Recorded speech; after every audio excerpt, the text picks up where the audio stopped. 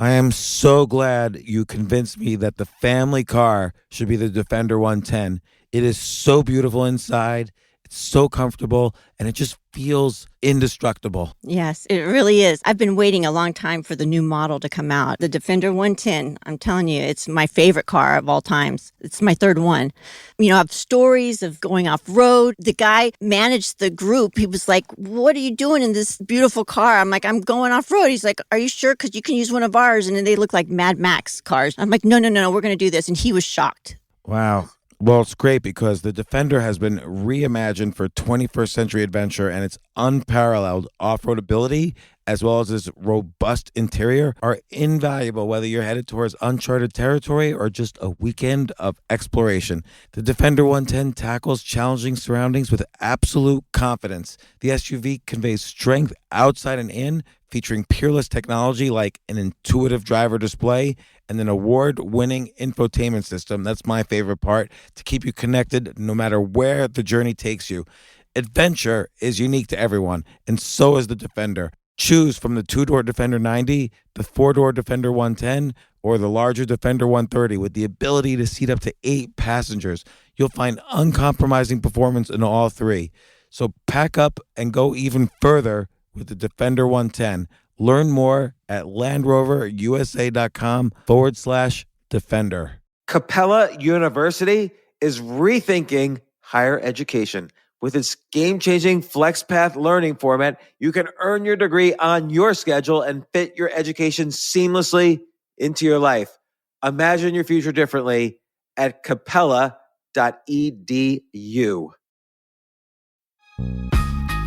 This isn't your average business podcast, and he's not your average host. This is the James Altucher Show. Today on the James Altucher Show. Ryan Long, my next guest, is a true choose-yourself person. This guy moved to New York and blew up not only in the comedy scene, but all over social media, TikTok, YouTube. He describes his approach, his philosophy. We talk about what's going on in the world, and I always like the perspective. Here's the thing. Comedy is not just about being funny. There's also the idea that how do you take a look at something that is either mundane or everybody assumes one thought or philosophy, and you find what's unusual or what's hypocritical in what you're looking at. That is a hard skill. It's a great skill to develop. It's a skill that encourages, smart skepticism and smart critical thinking. We talk about that, like how to basically look at things and make sure you're getting a full 360-degree perspective, and we apply it to many situations in the current world. So here we go. Here's the podcast. Enjoy.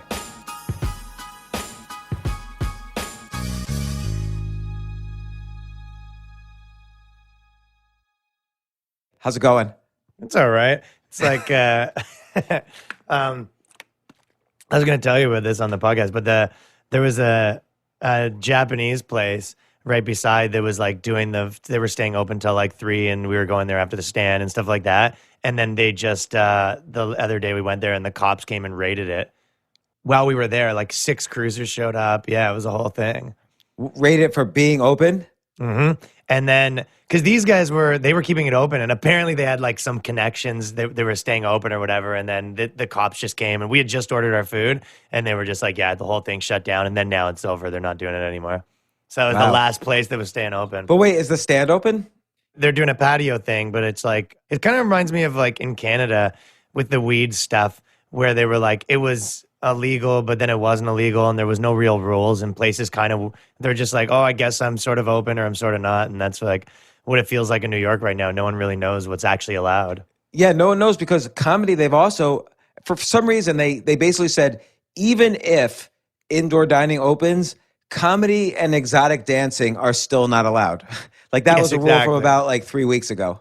Yeah, and like what's the difference if you have people there and a comedian speaking with, what's the difference? So I was just performing in Virginia, and a friend of mine there, this is going to sound like, a friend of mine, quote unquote, but a friend of mine was telling me in Maryland, strip clubs are open and the strippers have to wear masks unless they're doing lap dances, which is like, feels like it defeats the purpose to me, but I don't know. I think you'd want to be the opposite for that, right? So I wanted to have you on because I feel like this lockdown has been the best thing that's ever happened in your life. In the sense that, like, you've done everything correct, dead on. Like, just as way of intro, Ryan Long, your podcast is Boys Cast. You've been blowing up on TikTok, YouTube, every social media. I remember it feels like 17 years ago, but it was about, when did you move to New York? So I moved to New York almost a year ago as of now. That is unbelievable to me. Like, it feels like years ago, but I remember the first time you were at Stand Up New York, I was thinking, oh man, this guy is super funny. And then after that, you weren't on TikTok yet. I remember seeing you literally go from like 0 on TikTok to at least 250,000 followers. I don't know how many followers you have right now on TikTok. How many followers do you have right now on TikTok? I think like 300,000, but yeah, that's not even my biggest numbers right now. But what else you been exploring? My Twitter probably does the biggest numbers because you know what it is? I think that even kind of what you're saying is a lot of people do feel like I came out of nowhere or whatever, but you know, like no, anything, but you didn't, and you're good and you're funny. Like that's the thing is you work hard. I see how hard you work. But I always think of this like Questlove quote because he said, you know, it's not enough to be great. You really have to be contextualized as part of a culture. And I think that was one of the things that like, so when I got here, I was getting, you know, everyone was kind of like, oh, who is this guy? Like people like you and people have me on their podcast. And then it started to be like, I developed because of that a big enough audience that I had the ability to now go viral. You know what I mean? Like you need a certain starting point. And now when I go viral, and even because I'm like part of this New York comedy scene, people don't think of me as like, oh, this internet YouTube guy. They think of me as like, oh, he's one of those like New York comedians. And it's like those little things make such a shift in people's brains to how they see someone. It's really true. And I wonder, I mean, and that's the reason you moved to New York was to kind of be a part of that New York comedy scene. But I wonder if that's going to be as necessary because the reality is, and this is what I want to get to, and we'll see where it goes. But I sort of feel like there's almost this philosophical, comedic way of looking at things. So it's not just, so yes, to be a comedian and to make it big and all this stuff, you have to be funny and look at things in a funny way. But even more than that, you have to take, every great comedian takes things and looks at things in an unusual way that nobody else is looking at. And that's where the tension comes from and maybe the humor. I'm not trying to define comedy. I'm trying to define almost the philosophy. And even like, let's say someone attacks you, not being defensive, but actually rolling with it in a funny way. I see that with all the funniest comedians as well. And I kind of wanted to talk about just this philosophical way of looking at things comedically, because I think you do that extremely well and it goes into your comedy, of course, and people love it. But I'm curious first about what you were saying about having a cultural context. Yeah, so I can answer like kind of both of those. The first one, I think you are right with the internet. It's less important, but sometimes it's not. I mean, so some cultures, to be part of it, it does feel like you need to be physically present. And I think stand-up comedy is one of them. And just in terms of right now, when you see my videos, you see like the New York comedians, the people, oh, that's Corinne Fisher. Oh, okay, cool. You know what I mean? So yeah, there is a huge part of that. Just seeing me on these podcasts kind of puts me in that place. The same way that you can, it's like there's lots of bands that were good grunge bands, but all of the popular ones were in Seattle.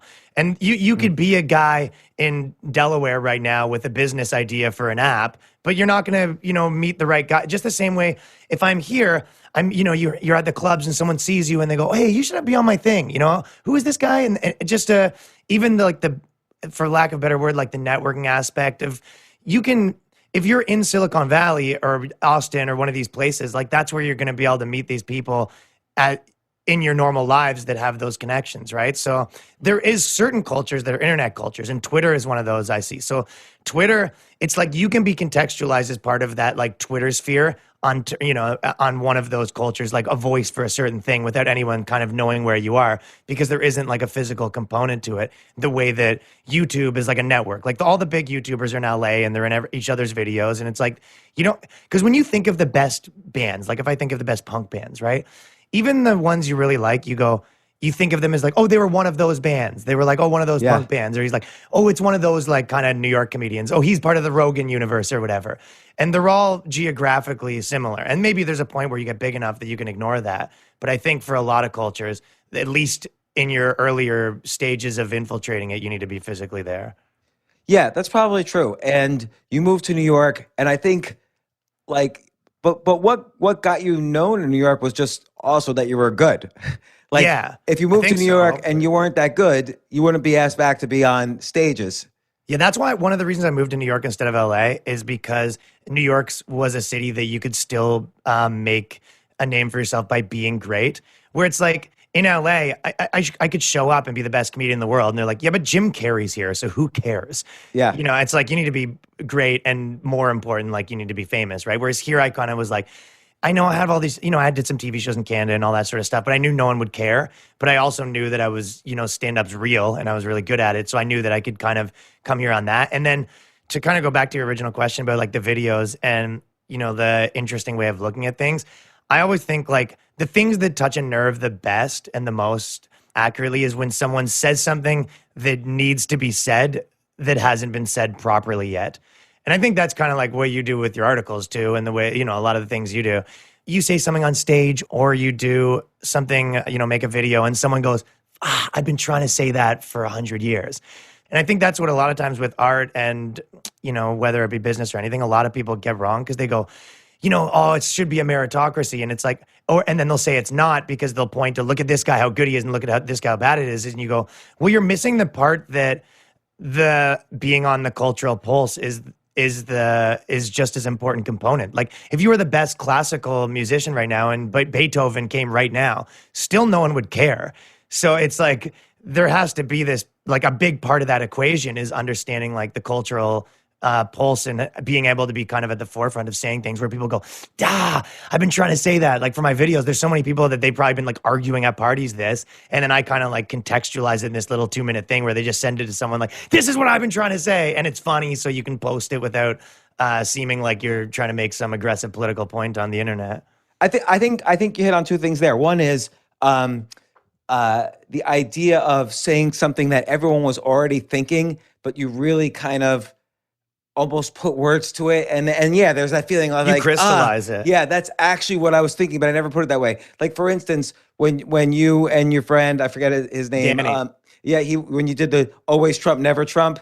And it's like you both of you were defining, in the skit, we're defining your identity on the basis of whether you like Trump or not like Trump. And that really underlines so much of what's happened in the polarization of the culture in the past 6 months. Like it's been unbelievable. And you, in a 2-minute video, like you say, you totally grasp it. Like it always strikes me as amazing that 50 million people believe the exact same things on 20 completely different issues. Yeah. And then the other 50 million people believe the exact opposite on all 20 issues. Like that would be an almost unbelievable 1,000,000,000,000 coincidence. And yet it happens. I always say that you're like, you people that are like that with Trump in New York, it's like a lot of you guys, if you grew up in Texas, you'd just be that. You would be like the person getting mad about flag burning. So anyone that has this sort of like puritanical hall monitor, dangerous person mentality, it's like you would have had that somewhere else. If you're a devout Christian here and you were born in, as a Muslim dude in like Dubai, you would have been a devout Muslim there. Like you have a personality that becomes like indoctrinated with dogma and you want to enforce it, which is even worse than just a follower. But that's why it's interesting to me. And again, almost like a lot of times I'll do a show with someone who's in comedy and we'll kind of explore comedy. But I sort of been thinking lately, there's almost like a philosophy here of individualism and that's different. And which is why I see the comedians as like blowing up now, as opposed to the political pundits, the philosophers, the intellectuals. It's like the comedians that are really kind of pointing out, like you said, what everybody's thinking but not saying. These are the people, including you, who are like really blowing up because you're saying things that everyone's afraid to say, but you're doing it in a way that's safe enough that you're not canceled forever for it. Yeah, it's an uncomfortable truth. And one of the reasons for that I always think is because, it's like a lot of people always say like, "Oh, are you conservative? Are you, liberal?" And I go, "I'm a comedian. Like Yeah, that's the it's main different. way that I identify myself."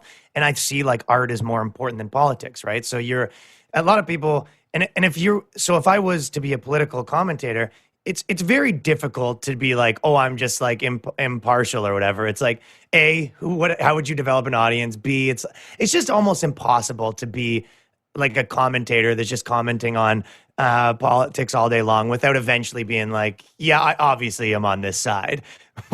where imagine you were like a right wing commentator, and then it kind of switched where the liberals seem to be more the puritanical side, and then you have to kind of be like, I am now announcing my departure from the right wing to the left, and you see that, right? Like Yeah. all these like right wing guys that was like, I was a former liberal, and that's their whole thing, right? Whereas if you kind of remove yourself from it, you're like, no, I'm going to be against whoever seems to be the most infringing on, who's telling you what to do the most and who's being the most aggressive about it. So then you kind of remove yourself from taking a side.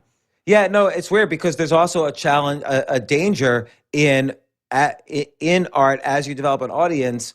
There's a danger all the time of pandering to the audience. Like you think at some point you say, "Oh, my audience really like this. I need to do this again." Yeah, no, 100%, of course. It's a hard trap to not fall into. Like It's more comfortable to just put on a jersey. yeah, to have a team, right? Yeah. Like you could see people who take one side, like let's see, either liberal or conservative. It's almost like an easy way to get like 1 million followers if you say the right thing on that team. And I could see it like in at different points.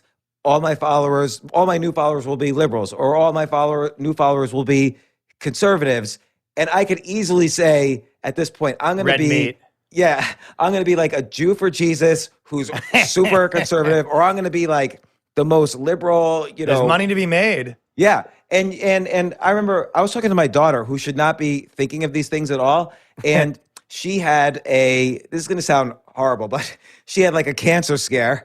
And and I was just trying to cheer up. I said, you know what you need to do? You need to do a TikTok about this. And and this is before she had all the tests, and she said, I was thinking that, but I don't think my audience likes that. And I'm like, you're 21 years old.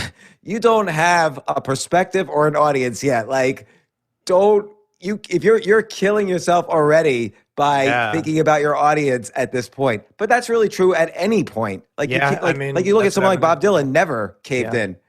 No, it is very like, it's especially hard in music, right? Because things have this kind of 7-year window where, a band's relevant. And then, if you're like a big, Limp Bizkit or whatever, and your 7-year rap rock thing's over, are you going to be like, oh, we're the new thing now. We're not a rap rock band anymore. We're like a pop punk band. Everyone's like, what? This sucks.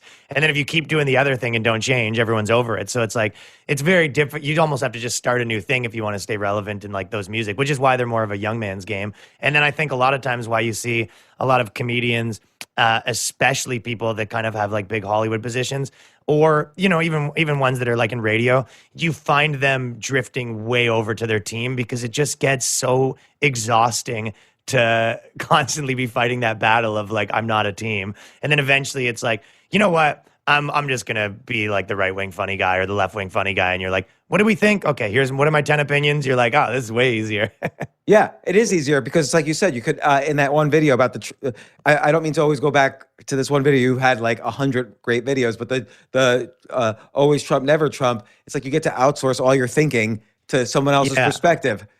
I kind of thought of all of those for me. I don't know if this is how you do your stuff, but like, it always starts with me with one idea that I can't let go. And for that, it was the idea of, and this goes for both Trump and not Trump, but I was saying this about the not Trump people, is that I know so many people that they go, if you met them 5 years ago, it was like, yeah, I used to be into these bands. I used to like this. I used to like this. And if you ask them what they're into now, it's like, I don't like Trump. That's kind of my identity. It's like, I used to like these things and now I don't like Trump.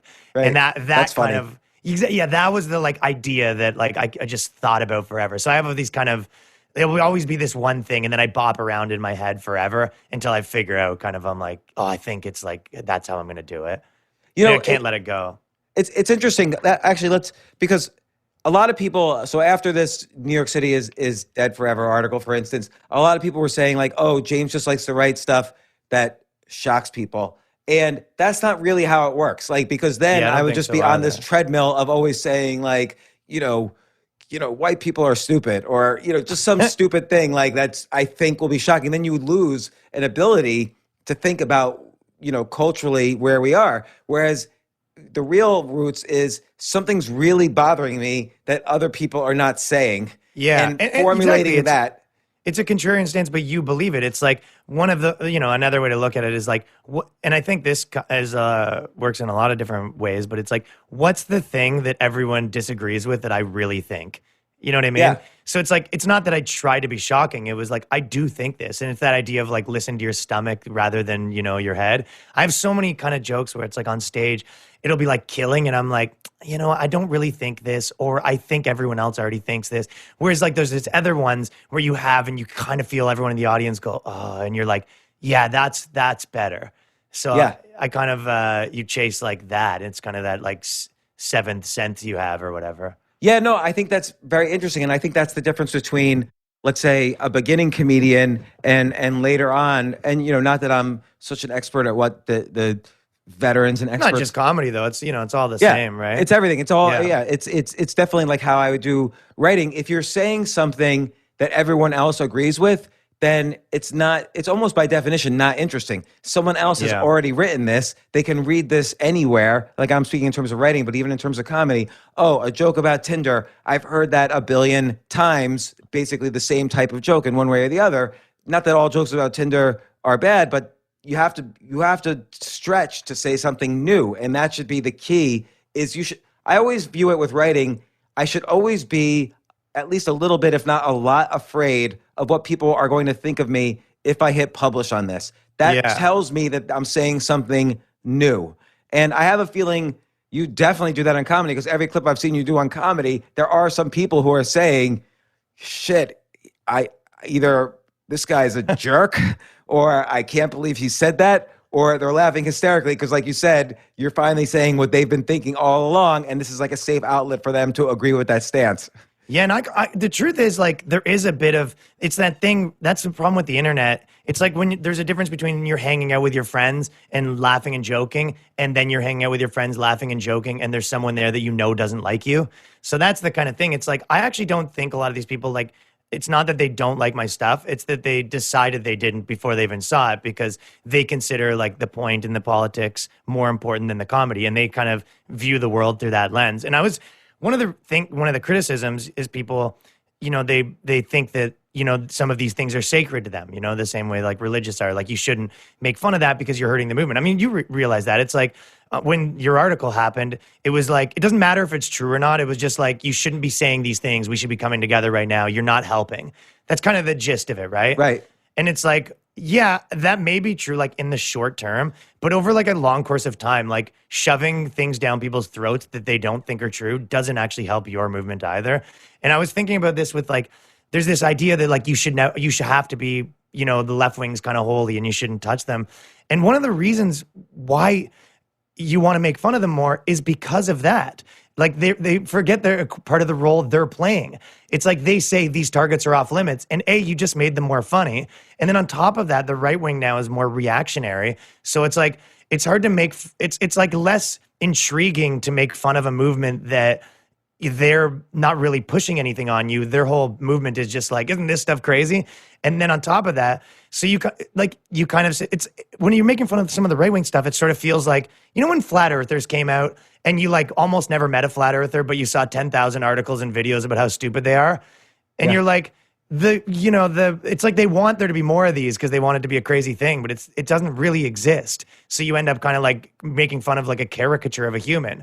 And there's no like, George Clooney's not out here tweeting the earth is flat. Like one basketball player did, and it was like the end of his, he was the joke of the internet for years. Whereas like some of this like crazy left-wing stuff, like, it's like everywhere. Like deodorant companies are tweeting about it, right? So it is like mainstream. It's like mainstream stuff that everyone in their work deals with, and everyone in their house and their family, and everyone sees it all the time. So like they do want someone that kind of says like, you know what, I'm going to make fun of this thing, and then they go, yeah, finally, because I can't say that. and the thing is, I feel like a lot of the times you're making fun of stuff, and it's like what your goal is to, like, particularly in your skits, like your man on the street stuff, is you're getting people into a corner where there's some hypocrisy. So you'll take two different areas that seem to be on the left side or on the social justice side. Like, let's be Yeah, the against- left. It's good to like take apart left and woke, because the truth is, it's like, you know, I know of a million left wing friends. I mean, I'm not like,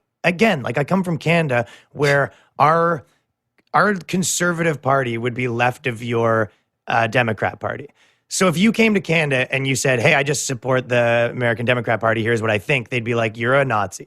Do you know what I mean? So like, it's all relative, and that's why it's like hard to say you're left or right. They switch so every second. But there's a million people that are, you know, on the left for healthcare, for all, whatever it is, right? Socially left on every issue, that don't like this stuff. And I think there's more and more of them. And I have tons of people that message me all the time. Like, dude, I was like, as left as they come, and I think your stuff's hilarious, and I hate like all this stuff. Right, because you can't go down one entire menu. And like, for instance, it doesn't make sense that all of the people who believe in lower taxes also happen to believe that hydroxychloroquine works as a medicine. Like all Right. 40 million of those people agree on those two completely different issues. Yeah, what are the odds? Yeah, and then everybody who's in favor of greater taxes hates hydroxychloroquine. And there happen to be, by the way, and I'll be crucified for even saying this, there's probably like on the studies I've seen, there's about 50-50. Like, people write these, you could manipulate statistics any way you want. So half the people write articles saying it doesn't work, half write articles saying it does work, and then the other half criticizes each half. But yeah, it's like, it doesn't make sense that everybody's lumped together one thing. And I think, you know, the word woke is a weird word, because look at, like, what does truth mean? So like in science, for instance, something's truthful if, like, the scientific method experiments it, and, you know, science is about most things are wrong until we use the scientific method to have a theory, test it out, and now we know the truth. Like, gravity exists. That's the truth. Or I can observe something, and even though what I observe is subject to interpretation, if I stick as closely as possible to the facts, that's at least a truth, or it's the truth of my observation. Ladies love Ryan and James. Objective truths. Yes, that's an objective truth. But then like woke will sort of say, okay, now I'm awake somehow to some objective moral truth that nobody could disagree with, even though many people are confused about it. Like, I think there's a lot of things. We don't even have to come up with specific examples, but your skits, I think, underline that. Like, the one skit I remember, it was about, are women being shut out of jobs as torturers at Guantanamo Bay? Like, is that fair? Is it Guantanamo Bay is a boys' club? Yeah. And like, people just are like, it's like a science fiction movie where you say a contradiction to a robot, and that's how you save the universe, because it just like shuts down after that. Like, you see people like literally their brains shutting down, like they don't know what to do. Yeah, well, and it's that, like, yeah, it's like you're asking about Jesus. You're like, hey, this thing doesn't really make sense, and they're just like, just shut up, like, you know, this is what we think. You know, it's very, you know, religious. And then you did another skit like, what do you think? You know, it's basically the idea that, you know, sex workers, that, you know, people should do what they want. Don't prosecute for this. But hey, my grandma is a sex worker, and I live with her, and you know, what do you think I should do? And like, people are just, they like disconnect. Like, they break down. Yeah, because you basically go further than they're willing to go on their own position, and they have to argue against their own position. And you're like, okay, so there is a point where you don't agree with what you're saying. Okay, so now understand that if you think that, okay, everyone should be sex workers and whatever, you're like, okay, so you agree that a 95-year-old woman who's about to die shouldn't. It's like, okay, well, someone sees your position like that you're just more extreme than them. Yeah, or I mean, I haven't seen you do something like this, but I have, you know, I always wonder about the marriage thing. First off, the idea that you want the government to be in charge of your marriage is just a ludicrous position in the beginning. But the fact that so many people I are love not. that you saying that, because I just love the idea of like trying to convince your girlfriend, baby, we don't need to get the government involved. She's like, shut up. But I forget which comedian said, like, okay, we love each other, let's call the DMV right now. like I forgot, there is a comedian who has said that. But then you take it further. Like, if you say to somebody, hey, do you believe that people who love each other should be allowed to get married no matter, you know, race, sex, age, whatever? And they're like, yeah, of course. And then you say, well, like, I'm just taking an example. making this up on the fly, but taking an example from your skit. Well, I really love my grandma. She loves me. Should we be able to get married? Yeah. And like people will like flip out. Like they because they just said something. And No, now, and they don't have a moral. They can't explain it. They can't logically explain it. They just have to say, "I know that's wrong," and then you go, "Well, why?" And they start to make up. They start to make up reasons. They go, "I don't know," because like if you have kids and you go, "Oh, she can't have kids," and they go, "I don't. You shouldn't." Right. They know it shouldn't happen, but they don't have because they don't know from first principles why they think that. They just know they think it. Right. And then at first the example is like ludicrous. Like who cares if like why are we even talking about if someone's gonna marry their grandmother? But then you realize it relates to the whole concept of what people have been fighting for decades for on marriage, and what are the boundaries of it? Like what are the boundaries of this argument, and can't we all just be friends at some point? Like Yeah. it starts to get ludicrous when you argue too much about, or you define your identity behind one argument or one gender or one race or one political stance. Like I think a lot of it comes from people, this idea of what's called intersectionalism, that I'm a, black, gay, sex worker, and that's Yeah. my identity, this intersection of these three communities. And so now I have to do everything I can to only protect that community, not really think about anybody else. And I have to assume everyone else in this intersection of communities is exactly like me. Which is And 85% of the population when you add them all up. And you're like, okay, Right. why not just add the other 15 and you're back to individual humans? yeah, and that's just the thing. Individuality, I think people are, what's the deal? Like, are people afraid to be individuals? And I think this is getting closer to like, what is the comedic way of viewing Yeah, things? well, I mean, I think that there's also, it's worth pointing out that it's like a lot of these people don't think that. I mean, that's kind of like one of the things I've been saying is, it's people speaking for them that say that. It's the same way that, like, there's like the trans people should be able to be in UFC and fight the Fallon Fox thing, right? And there's like this big push from like this small section of Twitter being like they should, and there's lots of trans people being like, I don't think this. Stop like making me your spokesperson. This is just like forcing me to take a position that I don't actually think. Like same with a lot. Like I grew up in like Toronto area, like super multicultural. My family's multicultural, and then I been in comedy my whole, like a big part of my life. So it's the most multicultural areas ever. And it's like when I did the woke racist video, which was like the biggest one, it's like there's a million like black dudes that have said to me, he's like, hey, how about I'm not a person of color comedian? How about I'm just a comedian? Like I don't, and then these white people will be like, you need to call them that and classify. And it's like, they don't like people are individuals too. Everyone just like, everyone in this group thinks this something. And it's like, you're speaking for them.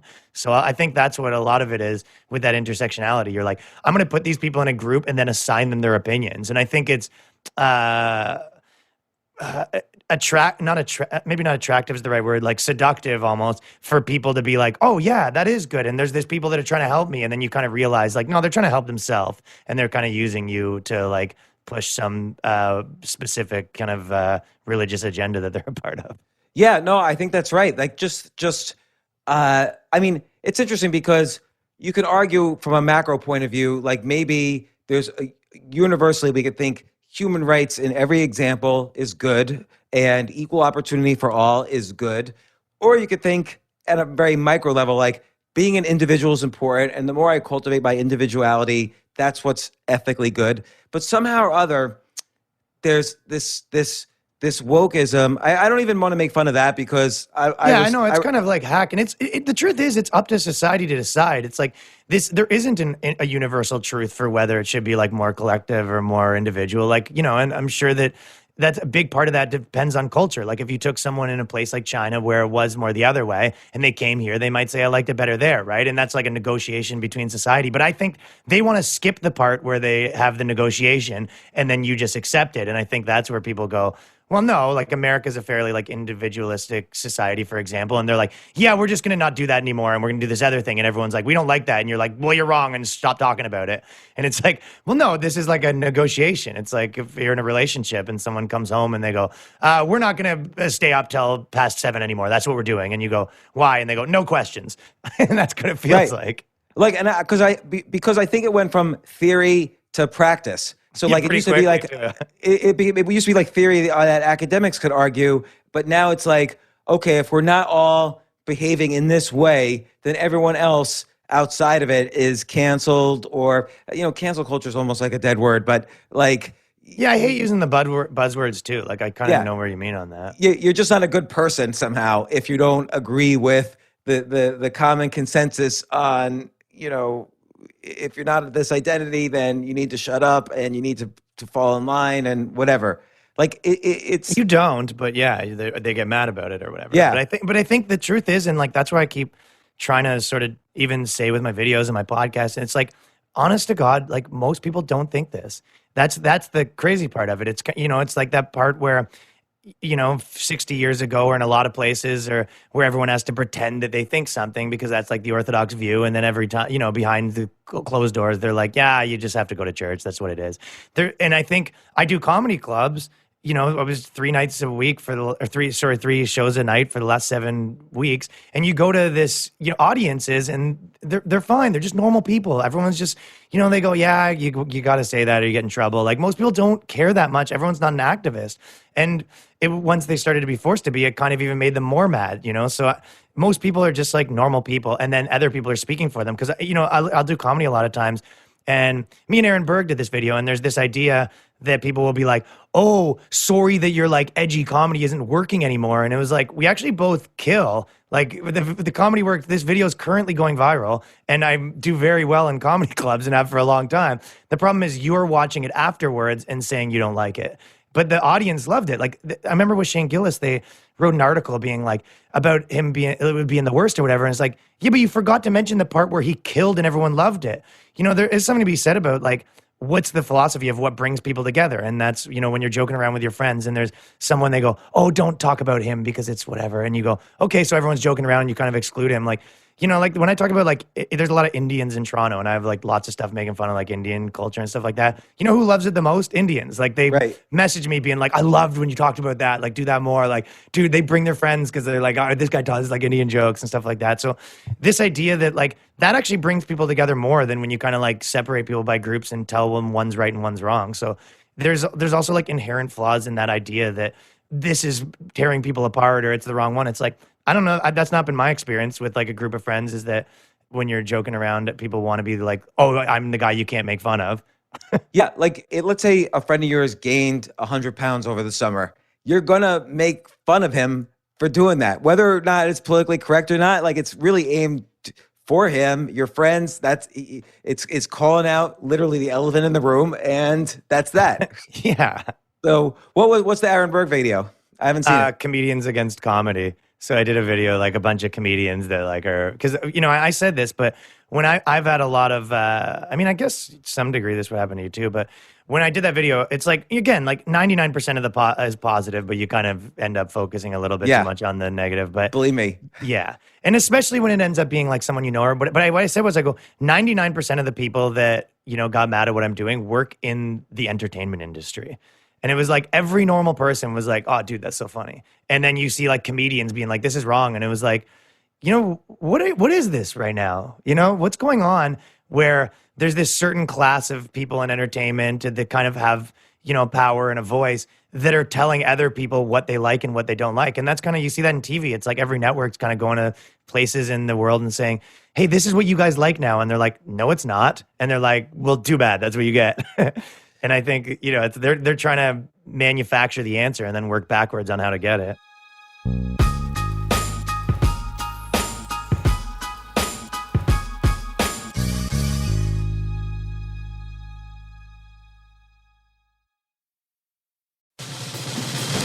These days, we're all investors, trying to be smart with our money despite our worst impulses. But at iShares, we believe that deep down inside of every investor is a better investor. One that's just waiting to be let out. Explore iShares ETFs and insights and let your best investor out. Visit iShares.com for more information.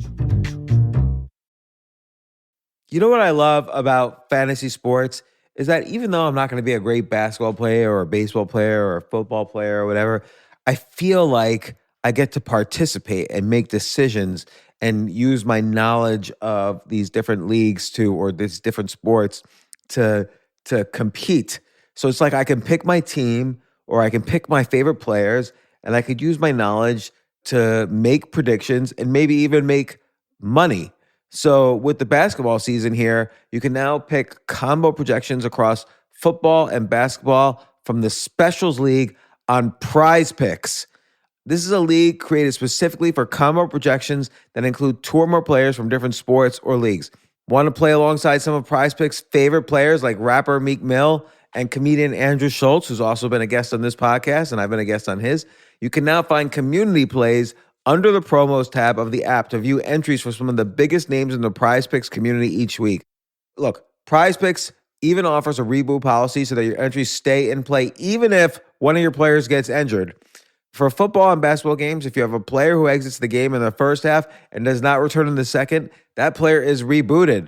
Prize Picks is the only daily fantasy sports platform with an injury insurance policy. What? So I love playing it. I love anywhere where I can use analytical ability with my interests to demonstrate some skill and maybe make some money. And I like the game-like aspect. I do wish they had chess as a category on prizepicks.com, but I'll settle for what they've got. Maybe I should make my own fantasy chess league. But in any case, I love Prize Picks. Go to prizepicks.com/James. Use code James for a first deposit match up to $100. That's the easiest $100 you're ever going to make. So that's prizepicks.com/James and use code James. Daily fantasy sports made easy.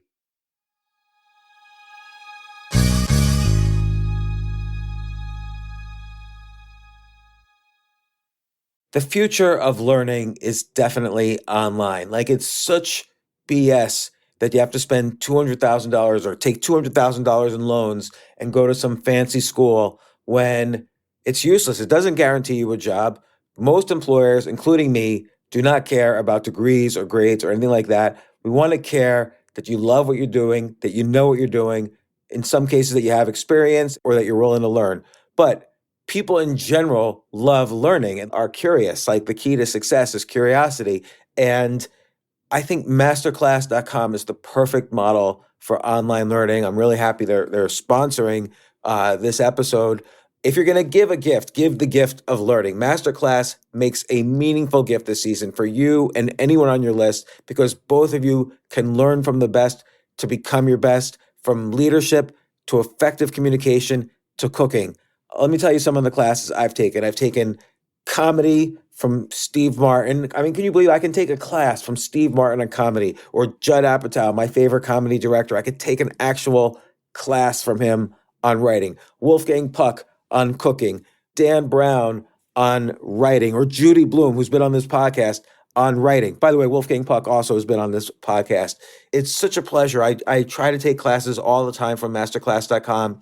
And whether you're watching Masterclass on TV or listening in audio mode in the app or on their site, the quality speaks for itself. It's like these Masterclass instructors are your own personal mentors that are going to help you reach the next level.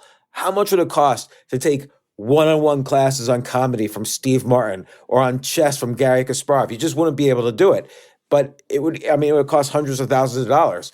With a Masterclass annual membership, it's $10 a month. Memberships start at $120 a year for unlimited access to one-on-one classes with all 180 plus Masterclass instructors. So it's not just $120 for one instructor. You get all 180 plus Masterclass instructors. Boost your confidence and find practical takeaways you can apply to your life and at work. And if you own a business or are a team leader, use Masterclass to empower and create future-ready employees and leaders. That's the real education in today's world.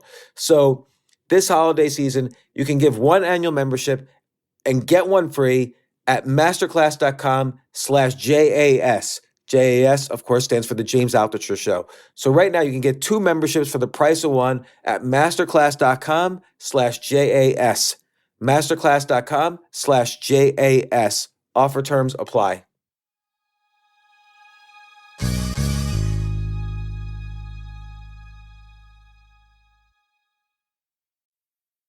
It's interesting about how it's people in comedy not like Yeah, or journalism or the media or whatever. Yeah, I wrote something once, nobody should buy houses. And I went through all the math of why, in general, owning a home is a really bad idea financially. Like, you'll lose money on it. It doesn't work. Almost so bad it falls in the category of idiocy as an investing strategy. And so many people were angry at me. But when I dug down, it was 100% of the people who were angry at me owned a home. So Yeah. I was hitting their cognitive dissonance in a bad way. And people don't even realize, oh, I might have made a wrong decision. I'm going to stick with it. I'm going to disagree with this guy. But not only that, everybody had to be angry on top Well, of yeah, it. you're not allowed to have an opinion. I don't know. It's Right. like, there isn't necessarily a right or wrong, or maybe there is on that specific one. But I remember the woke racism one. Describe that video? Because I remember when that one went that was kind of the super one viral. that went the most viral. But essentially, it was the idea, and again, there was three kind of cardinal ones for me. It was the calling people like POCs, like always just classifying them. It's like, so I said, basically it was a guy that was woke and a guy that was racist, and their opinions were very the same on a lot of different things. And so one of them was like, I say people of color, like I say color people, but as long as we're classifying them. And then I love the one that really like stuck out to me a lot is this idea that like, like we need to support black people. And then as soon as the guy's like, I like Trump, and they're like, you lose your black card. This idea that, okay, well, they don't count. It's kind of this idea that I've saw this on a lot of the diversity initiatives in entertainment. They kind of say what they like to do is take people that look different and then make them say like 20-year-old white girl opinions. So you kind of have, it's like, you don't see, when they're like, we need diversity. It's like, you're not seeing them. There's no black Republicans with TV shows. Like what you're seeing is a lot of, different colors of people saying the same thing. And whatever, that's, it's fine, but it's like you're using this thing to kind of usher in what you want to say. So it's like, let's get a bunch of different like colors of people to say what we think, and then say it's diversity. So I think that's kind of like one of the things I made the video about. And the cultural appropriation is another one. It's like this idea that people shouldn't be like sharing, culture and stuff. Like coming from a guy that's metropolitan, I almost feel like Toronto's like, and Canada's a bit more post-racial than America. So we're almost like in a lot of ways 10 years ahead. And all of that is coming back down a little bit. But this, if you're going to live in any multicultural city where people get along and they don't see themselves differently, it's like when we were in high school, like my friends were classified way more by what music you're into or whether you're like a skateboarder or a rap guy. And that wasn't a black and white thing. It was like half white guys, half black guys, or maybe it was an athlete. That was like a type of guy, that kind of thing, right?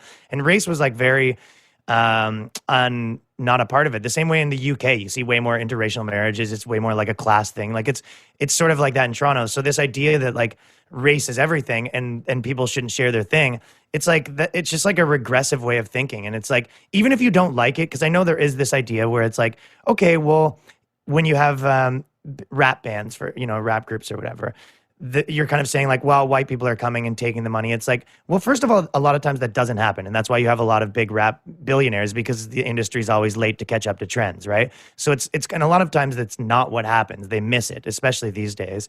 But on top of that, it's like there are it's not all positive. So it's like, yeah, it is a positive to move to a place where we all kind of share culture and do each other's things and celebrate it. And maybe the negative part about that is that you lose control of your own culture to the same way.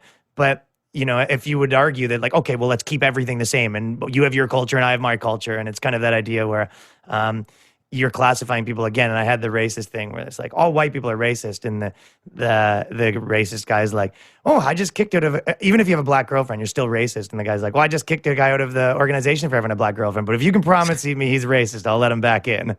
And so I think all of it starts to be, and you can have an opinion one way or the other, but in my opinion, like if you move towards like a post-racial society where people are actually living in unison in a proper way, and you kind of see people, you see people's identity and where they're from, but that's like one of 20 things. That's not the only thing you see. I think that you'd have to give up some of these things, but I don't think that's something that's happening right now anyway. Yeah, I think that's it. I think people are too quick to apply labels and then take the intersection. And as long as the intersection's not so small that it only includes them, then that's their group. And now that defines everything about their life, their political philosophy, what they read, what they could say, well, who they could talk to, who they could agree with. And I think that's become a problem because then they actively hate people who are not in the group, and it is the problem. And I think I think then on the one hand you can argue it, but I feel like again there's this almost philosophical way of approaching it comedically where you do this very well, and a lot of comedians do this, which is to find the humor in pointing out the hypocrisy of it. So where does it go from an argument to humor, if that's a real question? Yeah. Because like I could say, don't do this. It's like hypocrisy, but it's not working. That doesn't work because funny, as you mentioned, is a way to bring people together. Yeah, I think some of it is like you need to find a way to like remove your anger from it. So a lot of times it's like, even with jokes, it's like you need to be able to find a way to like make peace with it before you can make something funny that's not filled with venom. So it's like I try to, when you look at things like right now, if you looked at your thing even and you said, you could look at it one way where you say, I can't believe he said this. Or you could look at it another way. It's like, I took this contrarian stance. Someone else got mad of it. And you can kind of look at it like it was an experiment and you sort of look at all the pieces of puzzle. You're like, the liberals want this. And that's sort of, they kind of pushed for abortion a later term in New York. And then they sort of got mad and did this. And you can kind of like see it like the chess game that it is and remove yourself from it. I think that sort of helps. And then it becomes like, and then you also look at people like people. So it's like I try to look at like humans as opposed to their ideologies and talk to them like I would my friend and about them the way I would my friend. So it's like even when I'm making fun of someone, I try to make them like the sympathetic character. So like actually understand where they're coming from. And I think that's a lot of times why comedians do it wrong right now because they're so mad. It's like they're doing a satire of someone. And it's just like, I'm a stupid orange idiot. And you're like, well, he's still a human too that has a perspective. And it's that thing where like, I was thinking about comedy the way that, if you're watching a football game, right, and everyone's there for the football game, and that's, let's say, politics in this analogy, and then the dance troupe comes on, and everyone's like, whatever, we don't care, we're getting popcorn, and the dance team starts leaving divots in the field, right, and they're like, okay, we need to get rid of this dance team, and they're like, well, it's fine because it was in our end zone, and it's like, and they start having arguments about whether the dance team should be on the other side, but for everyone else, the dance team's irrelevant, but for the head of the dance team, like they spent their whole life and then they got this job being the head of the cheerleaders at the, in the NFL. So it's like a big deal. So it's about how everyone sees themselves as like the main thing. So like understanding where people come from helps. And when you think of them as your friend, and then it becomes your friend that like became this like crazy, not crazy, but like a Bernie Sanders guy and that was his whole identity or whatever, or a Trump guy and that was his whole identity. And then he comes in, you're not like, oh, can you believe he's into Trump? You're like, oh, yeah, Joe's like a Trump guy now, I guess. And you can still make fun of it, but you're like brushing it off. You're like, oh, he loves Trump now. That's his whole thing.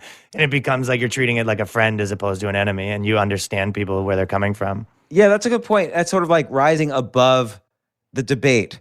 You're basically saying it's not important how this person defines his identity because this is like my old friend or whatever. That's, to me, that's his identity. I'm rising above just today's political debate. Yeah. It makes me think, though, the whole not in my backyard thing, that type of hypocrisy where, like, I was thinking of the Seattle Capitol Hill Autonomous Zone, the Chaz, and the mayor kept calling it like an arts festival, even though like every day new teenagers were being killed. And then when they said, hey, Mayor Jenny or whatever, we're going to also now take over your house. And she just plowed that whole thing down with tanks within 12 hours. Right. Like, cause it's like not in my backyard. And nobody pointed out that this might be a hypocritical thing. Like, I don't know. Is there like, does that trigger you or in terms of like, oh, this might be something funny that, people, I could say things that everyone's thinking or, what's the sort of thing that comes up for you? With the Chaz thing specifically? Yeah, I mean, it's the same thing. It's like when you look at like the protesters, and I did a video kind of making fun of like protesters that are professional protesters. So you kind of try to pick the one thing that's like fun to make fun of that is the right one. But you can look at it both of those ways, right? You can say, I understand why those people, like there's a part of it that I can see how you'd be like 20 and you go, people your friends are like, yo, we're going rioting. And you're like, hell yeah, dude. And then we got this city and we're like taking it over and you're like, yo, the police can't even come anymore. This rules. And then on top of that, everyone around you is like, well, also we're like changing the world. So I can understand why like all that's attractive, and I can understand why they have that position. But it's like you also have to be able to understand now why, some guy from the other side of the coin was like, oh, we got to go protect our city. And then he read so many of those blogs and he's like, and then they end up killing each other, which isn't good. But it's like if you were watching a movie, you could make the movie on either of those persons' protagonists, right? And I think it's kind of like the same people that are like, the cops are the worst. You can watch a cop movie and be empathizing for that guy and you see him go back to his wife. And it's like, people find that hard to like empathize with people in real life. But if you kind of like put it in a neat little package in a story, they can. And I think you can sometimes put it in a neat little package in a joke too. Yeah. So how do you make the twist to, well, you said earlier, if you find the topic and it's the right one, how do you determine what the right one is? And by the way, you would do this a lot with dating like a year ago, like men and the relationships between men and women. Yeah, and I've done this forever. That's why it's one of the things with these videos. It's like this politics stuff. I mean, I've always talked about this a lot, but it's like hard to ignore because it's the biggest thing in the world. So it's like if you're going to be a cultural commentator, you can't like graze over any of this stuff or it just kind of seems like you're afraid to touch it. But I was doing videos about music. I had this website, thehardtimes.net, that I was like a small owner of and did all the videos for. And then I had a show about Toronto called Torontopia. Like, for example, there was these bartenders that were kind of like the cool guys in the city, and everyone like kind of was like had disdain for them and they didn't know why. And I kind of did a video saying that they were that they all wanted to be celebrities. So it was celebrity bartenders being like, hey, I'm pouring here from 10 to 2. And it was like, that was kind of like the right shot. Whereas, I did one, I've been thinking a lot about, what's the funny part about conservatives right now? And with Ben Shapiro, people are all like, he's racist, he's sexist. And it's like, that's not the shot to take at him. So when I did a shot, it was a more like underhanded, like pull the rug out, where I was just like, oh, cool guys like Ben Shapiro. He lost his virginity at 28. And I kind of just called him a nerd. So it's like, I could see if you were like a guy that liked, if you were like an 18-year-old that liked Ben Shapiro, and this isn't even saying anything bad about Ben Shapiro. I just wanted to take like kind of a shot at that. But if you were an 18-year-old and your dad essentially comes, because they're essentially being like the teacher, and they're like, don't listen to that guy. He's racist and sexist and off limits. It makes you want to listen to him more.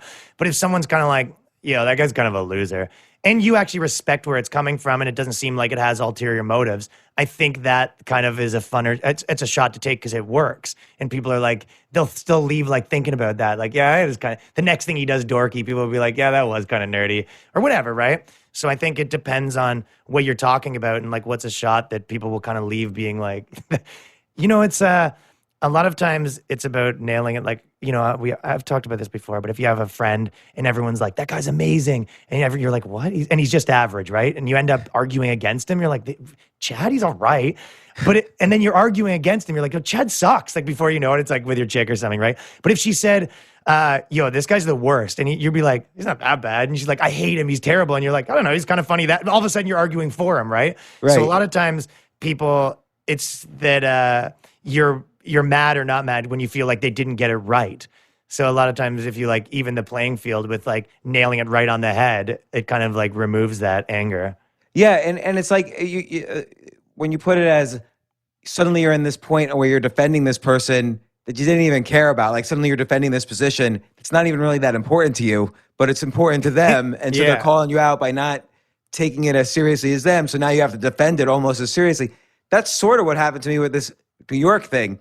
Like, I was pointing out problems. Right. And I was everybody's wondering like, about that. this guy is the Grim Reaper of New York City. Like, he can't wait to like dance on New York City in flames, like Nero just like fiddling while the Empire State It was like you Building spit burns. on the ashes of the Twin Towers is how some people interpreted that. Right. And I was like, okay, these are all real problems that I'm not even the first ones to report them. And I'm just pointing it out. And somehow it became like this thing. But I've mentioned this in other podcasts, so I apologize to listeners. But then, like people I knew, big deal, would write, though. Yeah, but people who I knew would write these huge articles against me only because, like, I don't even know if they had an opinion on it. But this was like a chance after 25 years. They've been holding this small hatred for me for 25 years, and now they got a chance to ride on it and maybe gain some followers or whatever. And so they would write these diatribes against me that had nothing to do with my article. They would start off like, I think I know a thing or two about this article. Like I used to I don't know, be engaged to the writer. I used to, Oh my or I God, was dude. there when the writer was like That 3 years sucks old. so bad. Yeah, no, it sucked. Like it was really, that was the most painful thing of the whole thing. Like I didn't even care about the Seinfeld stuff. But then I was thinking, I really wanted to respond, but I knew just from like experience, the last thing you do is give power to, the That's negative. why they did it, right? Hmm. Yeah, that's why they did it too, Yeah, right? they wanted me so, and maybe now actually this counts as responding to them. I don't know, but I feel like also the comedic way is just to roll with it. Like it's almost to find the humor in the fact that this person is making fun or hating. Like in the very beginning of this, Yeah. I felt like I needed to respond to everybody. Like I'm not from Iowa. It's never the move. Yeah, it's never the move. And so and again, I feel like I've got to, I almost found myself thinking, like, or I did find myself thinking, I've got to respond to this how a comedian would, and a comedian would just like figure out how to make light of this. And because there were funny aspects to this, like, People can tell when you're mad too. you Yeah. know? Even if it's like a tweet, they can sense the venom, right? So it's like if you were able to like actually do it the way you did it, people were like, oh, okay, so James isn't like mad; he's just defending his position in like a funny way. Yeah, and like when people attack you on some of the, because I've seen people attack you on some of your stuff, and of course you don't address it or you don't care. But what are Sometimes you? I do on my podcast, but there is this element of there's an ecosystem, right? And right now, as far as I'm concerned, this kind of like certain brand of I know we said we wouldn't use the word again, but like woke comedy or whatever is kind of what I would say like the mainstream for the last 7 years. And that's usually how long something lasts. But this one, it's harder for them to stop it. But then there's a counterculture, and then there's a counterculture responding to the counterculture, right? So a lot of people kind of, they don't understand this ecosystem. So they'll kind of be like, their criticisms of me will be like, oh, this guy's right wing. And I'm like, I'm not though, dude. It's like, you just don't understand that this criticism is something that like a lot of people feel. And it's like, I'm not that. So they're wrong. And then you'll see these crazy things be like, well, you have these, the people that follow you are bad. You know what I mean? You're like, I got a lot of that. Yeah, right. But they're not, because I've been doing shows and it's just, a guy and his girlfriend. Like, it's just people, right?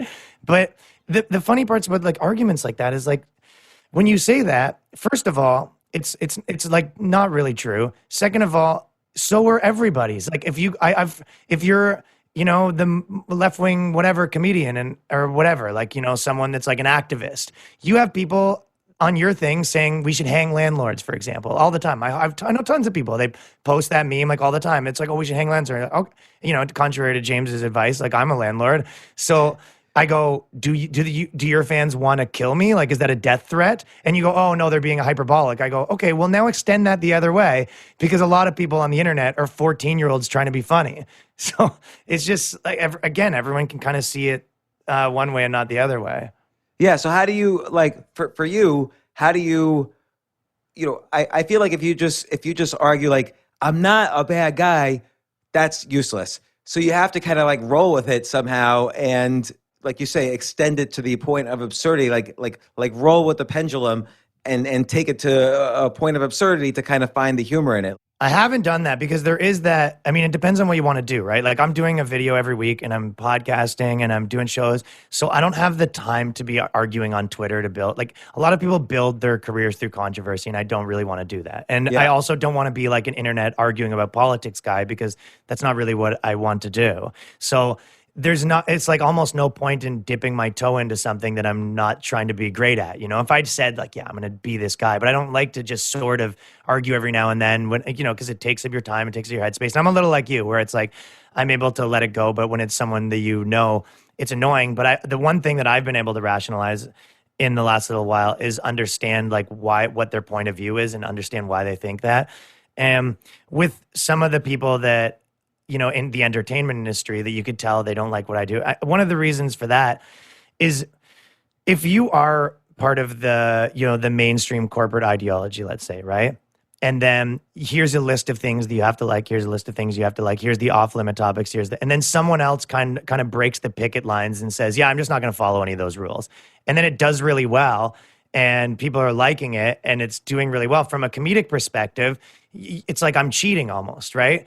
Because they weren't allowed to, especially famous people, like they can't go on Twitter and get in trouble or like make these like edgy videos because it would ruin their careers and it would ruin their, endorsement deals and all this stuff. So they want you to stop doing it because it also makes it more difficult for them just from a career point of view, right? Like you're threatening their livelihood in a lot of ways, right? You're threatening their ideology, you're threatening their livelihood. And then on top of that, they like subscribe to an ideology where they like do see it as, the same way that the church sees the devil. But the way that I was describing it before, it's like if you were the church and you're like, we're the church and they're the devil. And then if you leave and you're like, well, we're not the devil. We're actually just a bar next door and everyone's coming over here. And everyone's like, I don't care about God anymore. I just want to go have some drinks at the bar. And they have to be like, if you go to the bar, you're going to hell because it threatens their bishop position at the church. So a lot of times, like if you understand, in my opinion, why they think the way they do, at least you can kind of not get mad. And then it just becomes like part of the equation. Like, yeah, they're doing what you'd expect them to do. I feel like Tim Dillon is like the master of staying outside the rules so masterfully. Like he's so funny and clearly he doesn't, I can't tell for sure because you could never know, but he doesn't really seem to give a shit what anyone thinks in the industry. He's removed himself from it and doubled down on being who he is and using Patreon and other methods to be completely independent. So he's got an income no matter what because Patreon supports his podcast and so on. And so he's able to build his fans without caring. And I think you're in that mold or direction as well. I think that's the gift of right now. Contextualize as part of a culture. There it is. Because I moved to there New I York did it. and met James Altucher. I left you in a group all of a sudden. Yeah, there you go. So, but I think it does work when you're able to set up your life so that you could say whatever you want and not care. I know. And then they can't compete with it. It's like, you can understand why if you're a TV show that was doing your monologues that were allowed to do, and you see the Andrew Schultz who you've had on here, it's like, you see him do his monologue. It's doing better. It's funnier. People like it more. It's resonating. And you can see why they're like, we need to stop this. Or, I'm doing sketches that are, doing bigger numbers than a lot of TV shows that make sketch comedy. And it's like, and they not only like aren't willing to do it, they've sort of created the atmosphere that you can't do it, right? So it's like they become in their own prison too. It's like all these kind of companies like take like a Comedy Central, for example. Like a big thing that's happened to some of these places is they've basically said, here's the allowable, thing you can do, right? And then they sell that to advertisers, and then they kind of influence culture. Then the advertisers are like, got it, that's what we need to do. It's like, okay, so we'll only advertise on shows that have this opinion. And then if they want to make something else, the advertisers are like, well, we don't want to advertise on like, we're not going to advertise on Tucker Carlson or whatever. And you're like, why? And you're like, well, you told us not to. So it becomes this like cycle that no one can get out of, especially when it's one thing before when it's music.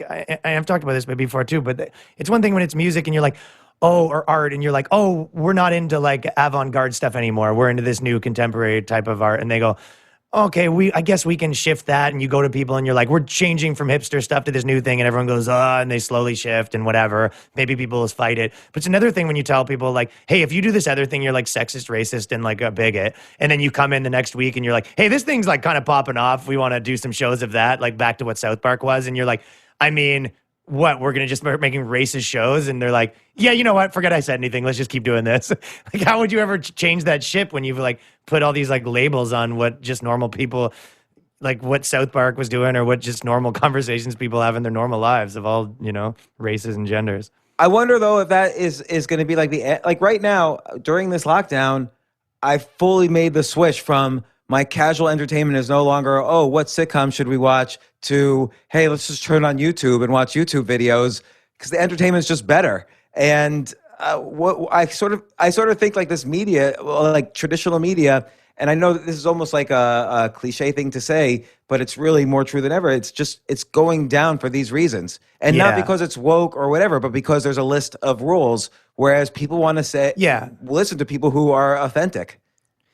Yeah, exactly. And the people that aren't lying, even if they're not telling the truth, they're being honest. And then I could choose to listen to you or Joe Rogan or whatever, and other people could choose to listen to Ben Shapiro, or some people will listen to Joe Rogan and Ben Shapiro. Like everybody could just pick and choose what to listen to. Yeah, exactly. And there's, there is like, it's always what happens, right? When the mainstream, won't let people. I mean, you've been part of the comedy world for a while. If you were to say like the top 10 best comedians in your opinion right now working, I bet you almost none of them are part of the industry system right now.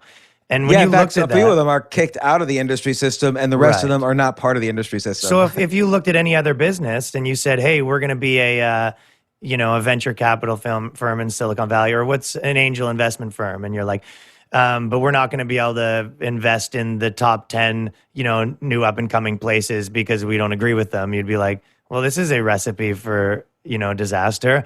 So if you take away the good people, then it's going to form its own ecosystem. So I think that probably what happens, and I don't know, you can tell me what you think, but there's these people with these huge audiences, and it seems like they're all kind of creating their own networks. And I think that's where it's going to go more and more. Like even like the Gas Digitals here, or the when you look at these these YouTube networks that have these huge people on it that no one's ever heard of, but kind of reminds me of like the DJ thing where there's these DJs filling out arenas or metal bands filling out arenas and no one's ever heard of them. And you're like, what? Who are they? And you're like, that guy just did like a soccer stadium. You know what I mean? Yeah. And it kind of is that. So you have these places, and I think that probably like Amazon or companies like that would have to adapt where they sort of have those start being available there, where it'll be like some guy, one of these places that started that had 10 property, it's under it, kind of gets bought by those places. And then when you turn on Netflix, you see the James Altucher network or this network. I think that's probably a positive outlook for where maybe the future goes in terms of, how the two collide.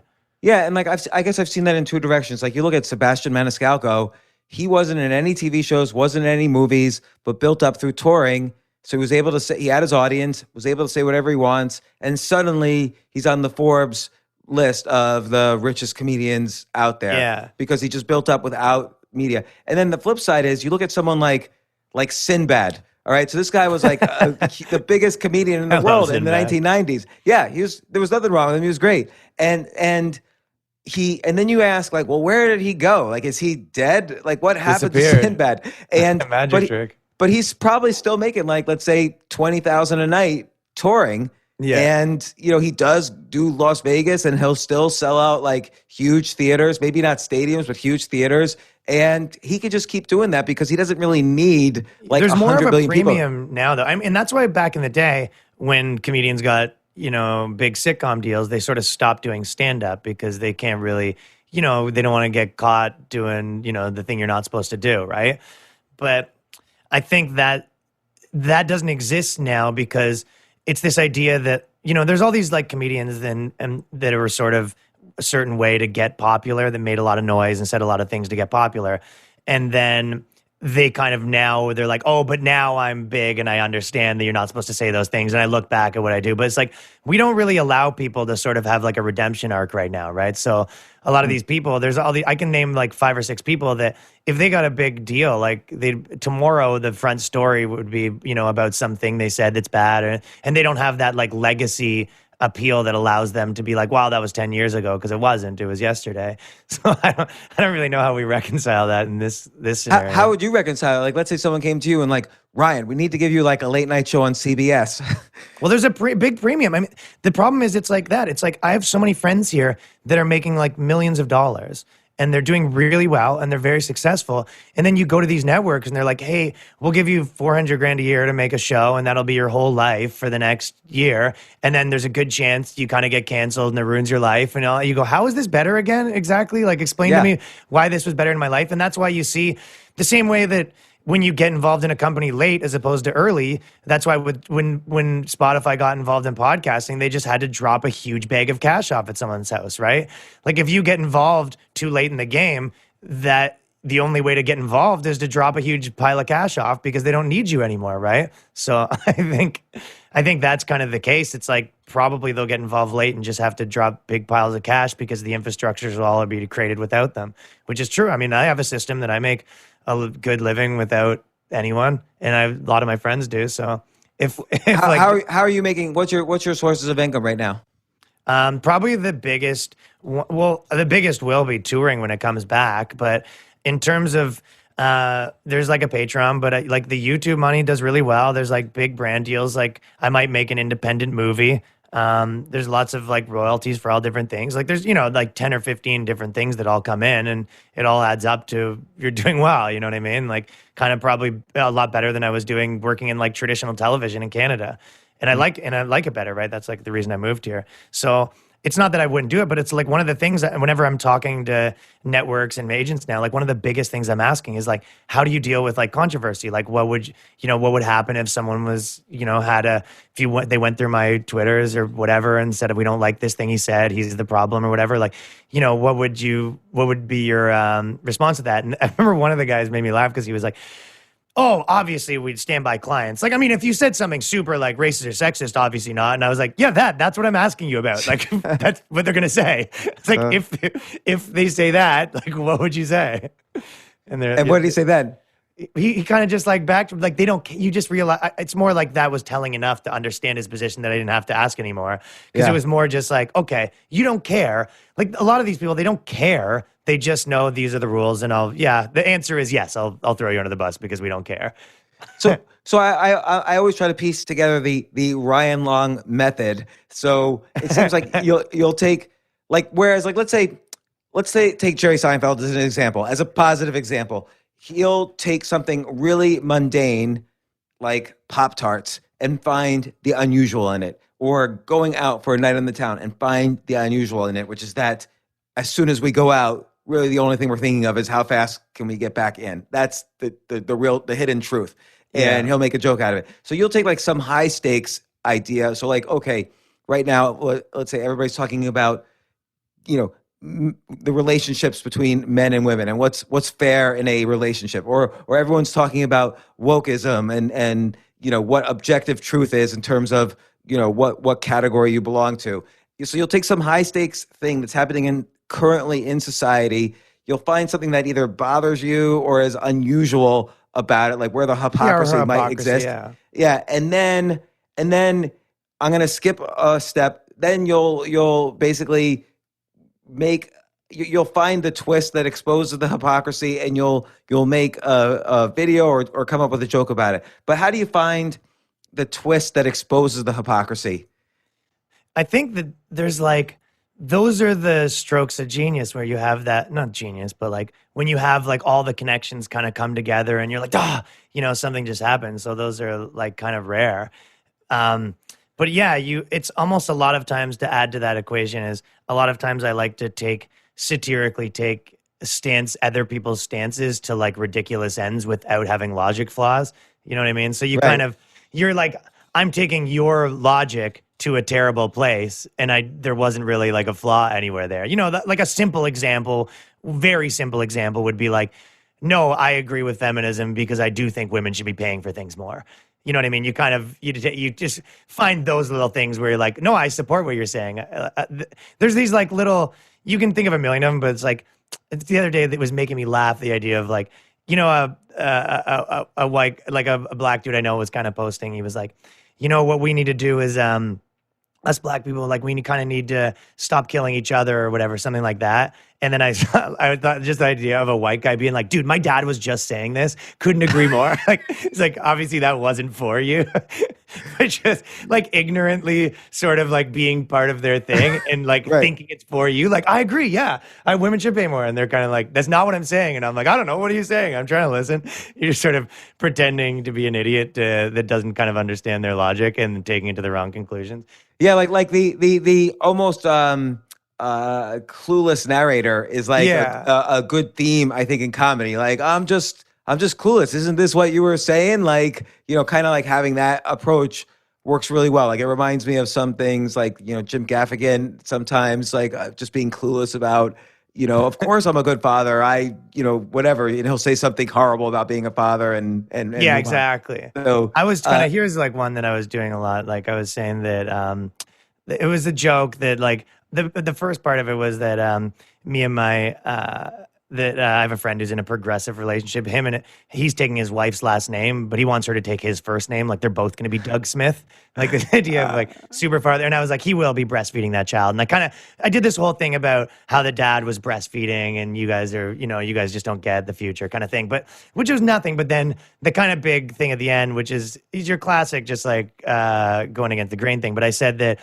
I know what you're thinking. There's no point of a man breastfeeding. Yeah, well, there's no point of female firefighters. But sometimes, as a society, we need to jam a square peg in a round hole in the name of progress. And I kind of Right. So that's great. So basically, what you did was you it's like the magic trick where there's another magic trick afterwards that nobody expected. Yeah. So like you bring up this ludicrous thing that everyone's already probably still laughing and they probably think that's the joke. And then you take it one step further into absurdity. But that's the exactly. real point, is that absurd That's the point. real point. Well, the one that I thought of like before I moved here that I thought was like right before I moved here, it's like sometimes you have those jokes or whatever in any part of life that you think of something, you go, oh, this is the kind of stuff I'm gonna do more of this. But I was saying it starts out like almost like it feels like it's gonna be hacky. I was like, I know you're not supposed to say things like Chinaman anymore. It's China person. I get it. Like, it's, I mean, I'm not understanding it. And I was like, I know it's not woman, it's little man. And then, I've seen this one on TikTok. I was like, I was like, it's not supposed to be a woman, it's little man. And I said, I know that, and it's like, and you're not supposed to call them retards anymore. You're just supposed to call them women or little men.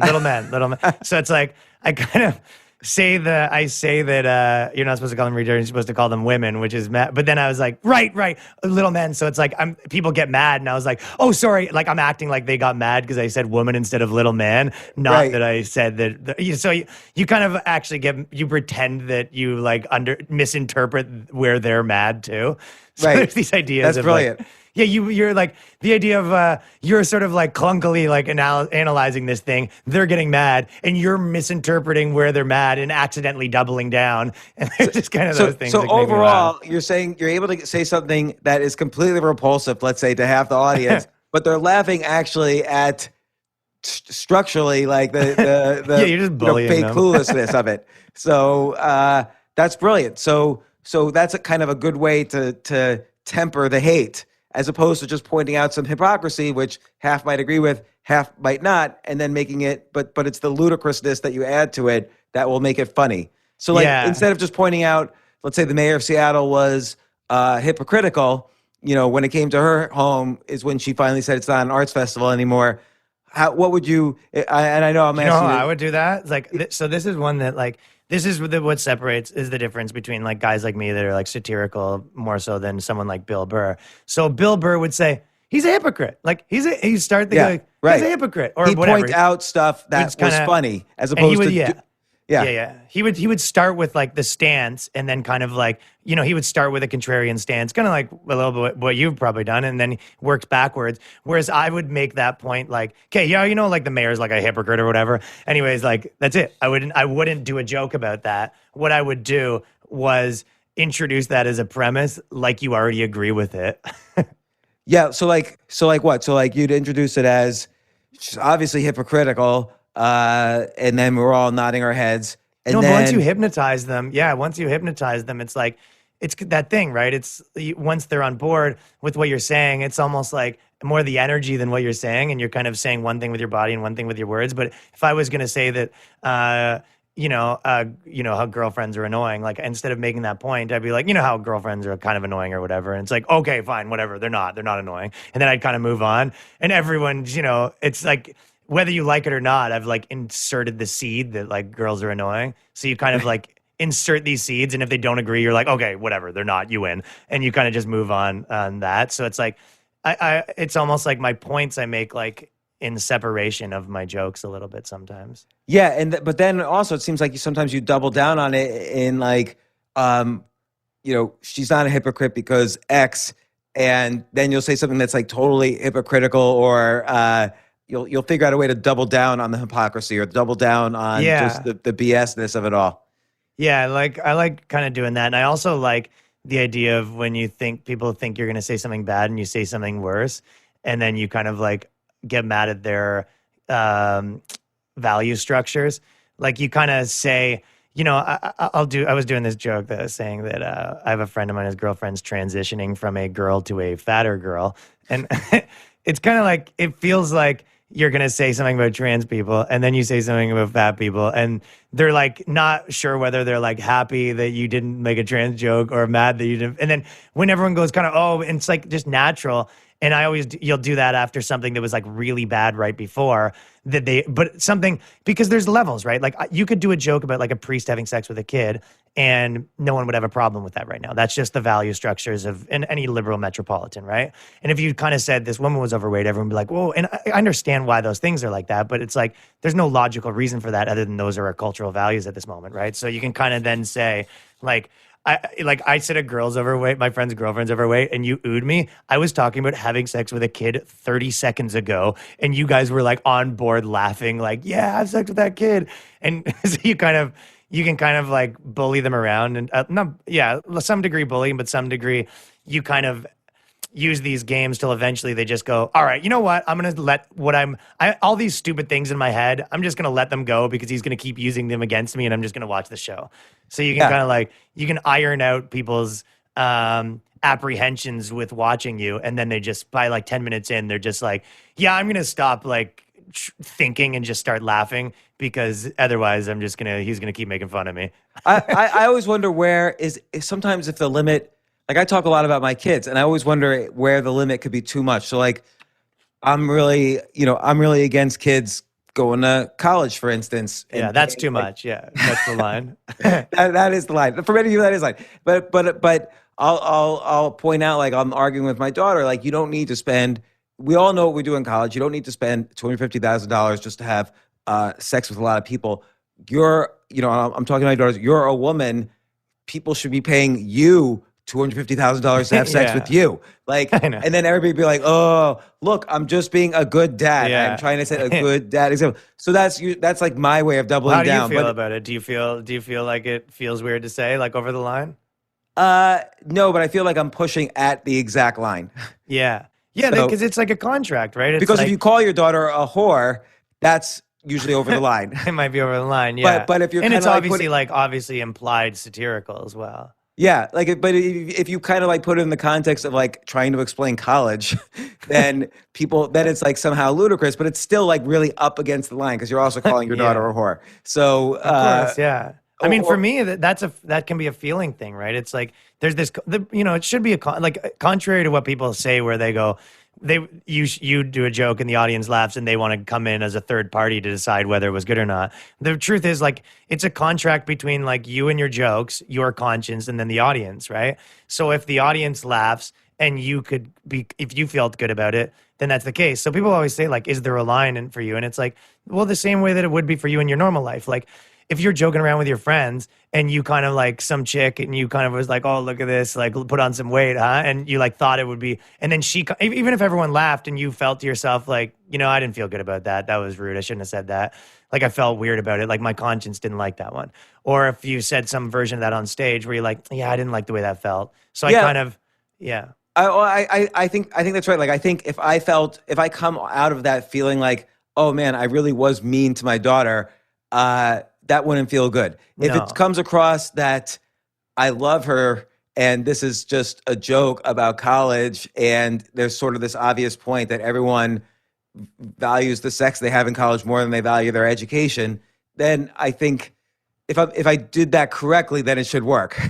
And you can always try different versions to remove yourself from that. Like, that doesn't have to be your daughter. It could be your friend's daughter, right? Like, that's having another scenario. I'm having a conversation with my friend because his daughter, and I'm like, I'm just trying to offer solutions here to your problem. You can remove, if sometimes if it feels a little hot for you, like, like you making a cancer joke and your mom has cancer, like that might be just something you're like, I don't know, it just doesn't feel right to do.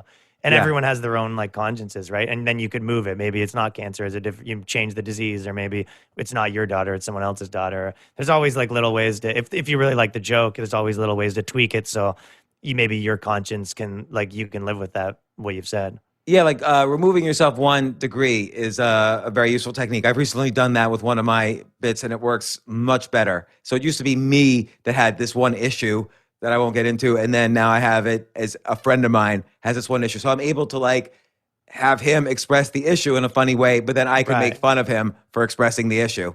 And then you're removed from it too. So you're able to offer like an unbiased synopsis, right? So sometimes, there's definitely no right way to skin a cat, but I do. And I think someone that you know who I've been talking to a bit, the Scott Adams. He was the one who said this, and I really liked it. But he said, when you're writing, listen to your body more than your mind for what you think's funny. Absolutely. Yeah, and I really did like that. And on stage, I do the same thing. It's like you can be killing, but it's like listen to your body. Of like, do you think this is good? Like, do you get excited when you're saying this joke and it's killing? Do you get excited, or do you kind of like graze past it when you're writing? And I do that with sketches. Like so many times, I start writing a sketch and I'm like, this is really good, and then I'm like, then why am I not excited about it? And it's like there's something you're just missing something, you know. And that's a good sign that it's not on a pulse. And then also when you're excited about it, I've noticed this in writing, the really great thing is you stop caring if it works or not. Like if you're excited about it, like when I'm excited about a piece of writing and I know I hit the sweet spot, like this is good writing, I really don't care if it gets lots of likes or engagement or whatever. I know I hit a sweet spot for me, and then I don't care, which is in the long run a much better technique for growing your art and so on. Like, and again, the only rule I really have is like I have to be a little bit afraid of what people will think of me. And I think my problem was when I first started doing comedy is I was a little too eager to have people laugh instead of applying the same principle. People have to be a little bit I have to be a little afraid of what people are going to say to this joke. Like I have to like it, but then I still have to say something new. And I know I can judge new. Am I nervous about this? Yeah, for sure. That's why comedy sucks, is because like, you know, it sucks so bad when you're bombing at first. So then you take shortcuts, and that was what makes you crappy. Yeah, no, like when you start telling, like I think the death of me in my first year was I started telling jokes. Like, because then I'm just saying like, oh, you know, some lady outside called me ugly. And I'm like, Mom, just get in the club. Like that's just... That's just like a dumb joke. Like it makes people laugh as a reflex, and it's not the worst thing for someone that's starting to, because you know sometimes people do it the other way where they're like, you know, it's almost not the worst idea to say like do that first. You know, sometimes I look at myself and I'm like, I kind of did it the other way too. I tried to dive into like harder stuff, you know, too easy. And it's like I'm trying to skip steps when I maybe should have just kind of learned those fundamentals first. Well, like what's too much for you right now? Like where do you feel like you're in the right direction, but it might be too much for the audience? You're trying to be too hard. Well, it depends on the audience too, right? Like that's, you know, in liberal metropolitans, it's one thing. Again, you know, people like to talk about this idea of like punching down and punching up and what you should do, but I feel like people kind of don't understand that concept like the proper way, and they don't understand that it changes in any scenario. You know what I mean? Yeah. So like if you might think that there's like a dynamic of what you should say about gay people or whatever, right? But if you're at like the gay pride parade or in a room full of like 80 gay people and a bunch of liberal metropolitan people, for one, a lot of times you're making fun of the liberal metropolitan people who think you shouldn't say it more than you're making fun of the actual thing. And for two, it's like if they're the power structure, it's like, you know, then you get them on board with it, they're going to think differently. But when I have a joke that let's say in a classic scenario, I was making fun of like Jewish people or whatever, right? And then I went to my favorite topic. Yeah, you know, and I have like jokes that I like, and I'll tell you, this was a change for me a little bit in America, because I used to be really like do a lot of Jewish stuff, and I kind of had these little jokes. Like I was talking about the Orthodox Jewish people, and I was like, I know I kind of said it wrong because they don't have a heaven and hell in the traditional way, but they do have a God, the chairman of the Federal Reserve. And I kind of was talking about stuff like that, and I have a lot of kind of things like that.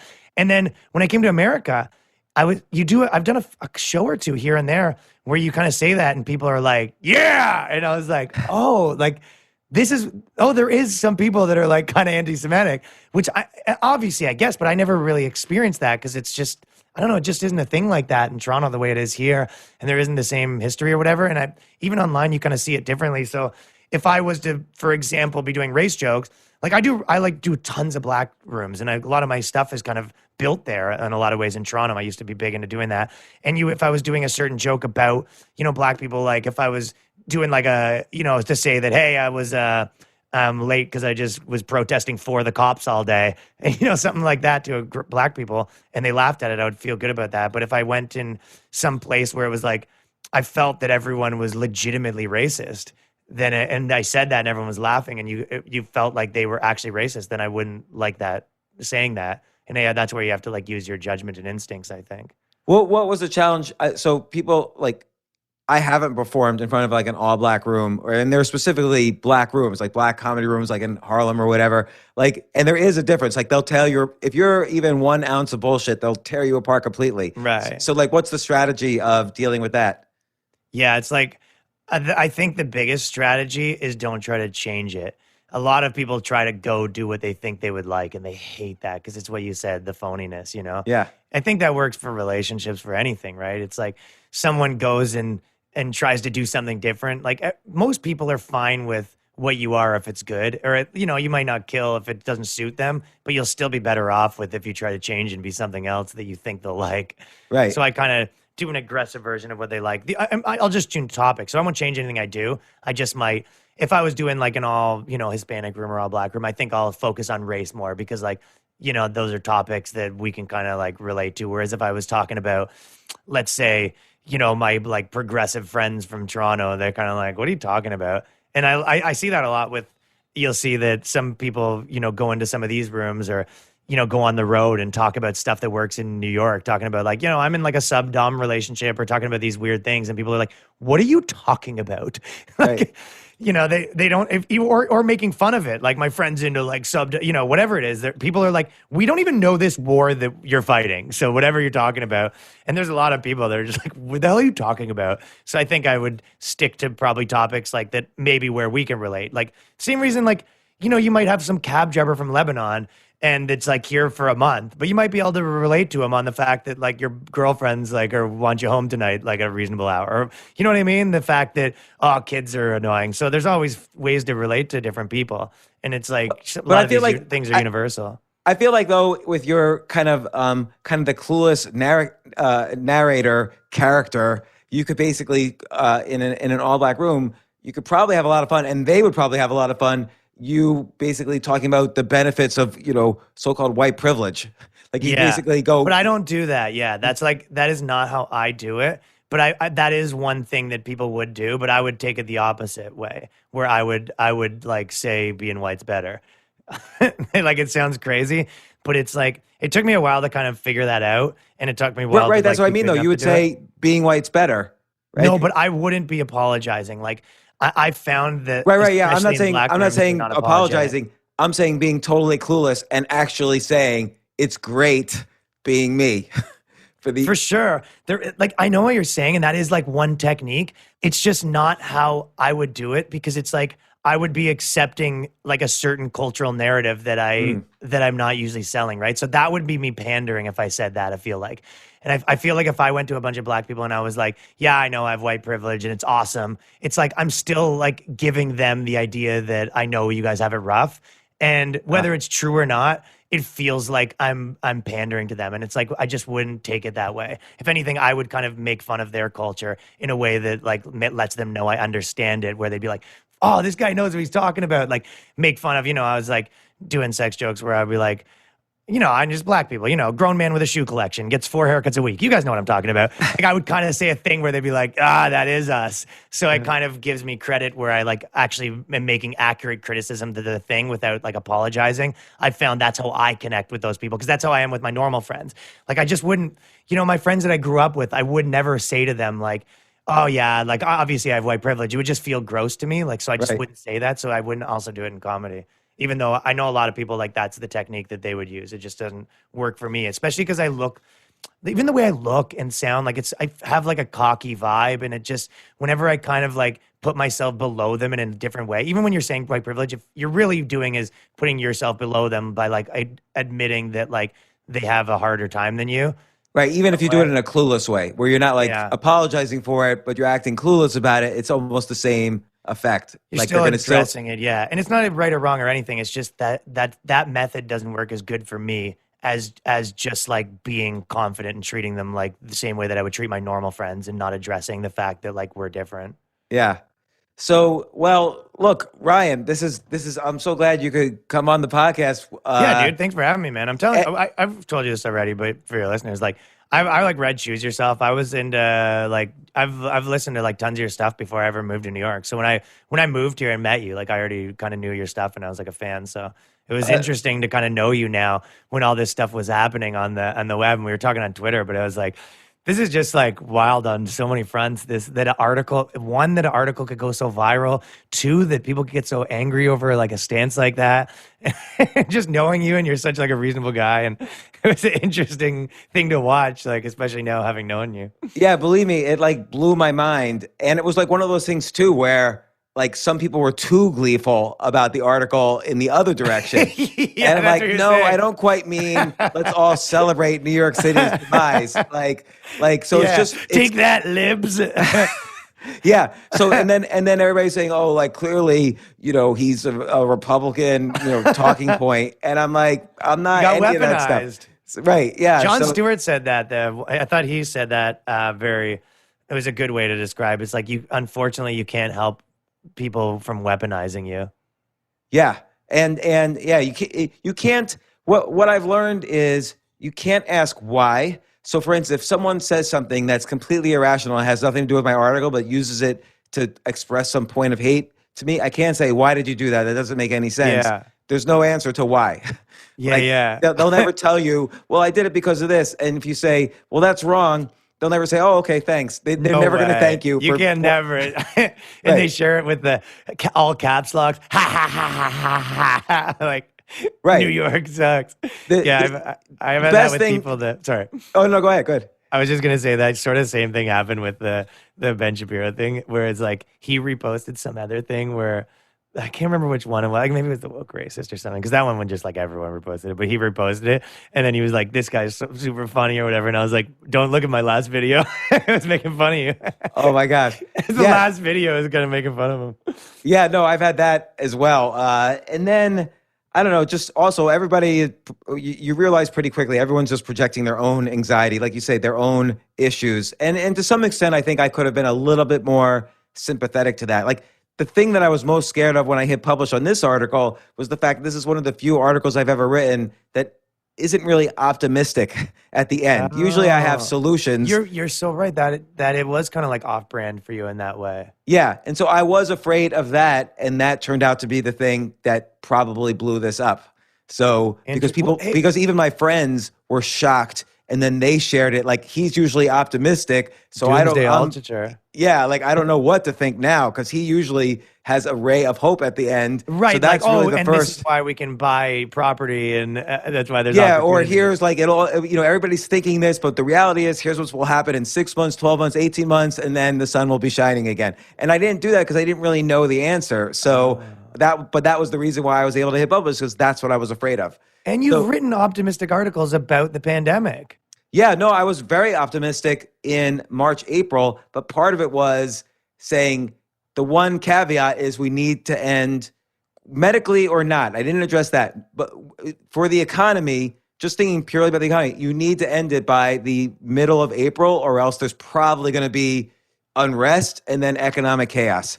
And so I was just sticking, and I also even said then I'm not going to know the answers. And that is what happened, is that I don't really know the answers here. Whereas back in March, I was saying, okay, you're going to see a peak around April. There's not going to be 140 million deaths like everyone thought, and blah, blah, blah. And all that played out. And then the only thing that didn't play out, and I even said stock market will go up around the end of March. Yeah, I remember. But then this one issue, I didn't, I said, I'm not going to have answers. And so that's what I was really addressing. But I knew I was going to disappoint some people because I'm not going to have a solution at the end of this. And I think afterwards, I had to be a little bit sympathetic. Like you said, I had to put myself a little bit in the position of the people who hated me and be a little bit more sympathetic to why, even friends of mine who were upset. So, well, that's what makes the people that are good and not good. It's like that you do, think about it. Like you probably go to sleep being like, was I wrong? This wrong? It's like, there's a lot of people that aren't doing that. They already know the answer. They're like, no, I already know they're wrong. I'm right. So. Yeah, no, I mean, I double check, triple check. Like when I publish something, am I saying something that's meaningful? Am I saying something that's correct? And am I afraid to say this? And, just the one issue I had here was I didn't have a solution, and I probably wasn't sympathetic to people who own property, say, or, other people. Yeah. And then also I just can't interpret how, like you were saying, I can't interpret how other people are going to interpret this. Like a big audience was saying, I don't want someone from Iowa telling me what to think. And I'm like, I'm born in New York. I said that in the article. I've never even been to Iowa. So, but I found myself responding to these people, and there's just no response. Like you can't move the needle responding at all. You know, that was the biggest case ever of they never get you on what you think they're getting you on, eh? Yeah. No, and then I also just don't have. I mean, I guess I have ideas why it went viral for a bunch of reasons, but I've never seen. I've had stuff go viral many times, but never. This was like sort of unbelievable. Like I've never seen anything like it. I've never seen, and also for a 5,000 word article as opposed to like a 15-second TikTok Like video. a book. Like, you know, like the way people were talking about like white fragility last month. Like that's, you know, a hot topic. It was kind of like that where it was like the topic. Yeah, and people like really wanted to kill me, like to the point where like a CIA friend of mine said, "You need bodyguards right now," and I'm like, Oh "That's my just God. ridiculous." You need to get Aaron Berg, hire him as a bodyguard. Oh, that would be great. Aaron Berg and Godfrey.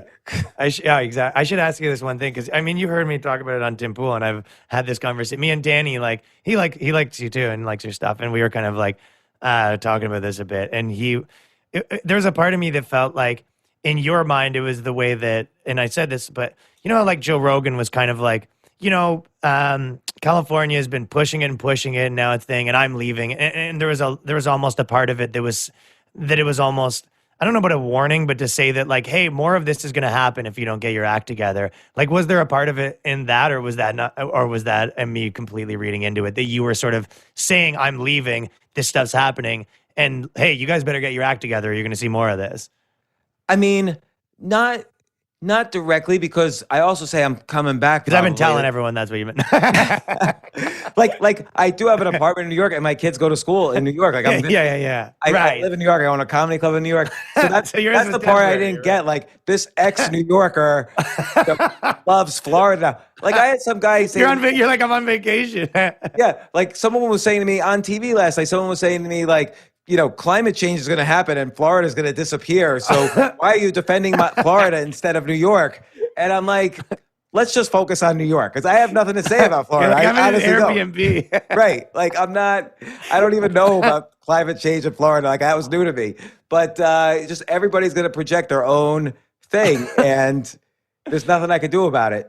So, dude, I'm glad it's over. When I talked to you, you said it's been 2 weeks, and then that was the first day where it's kind of like, you know, I'm waking up with an article being like, screw this guy.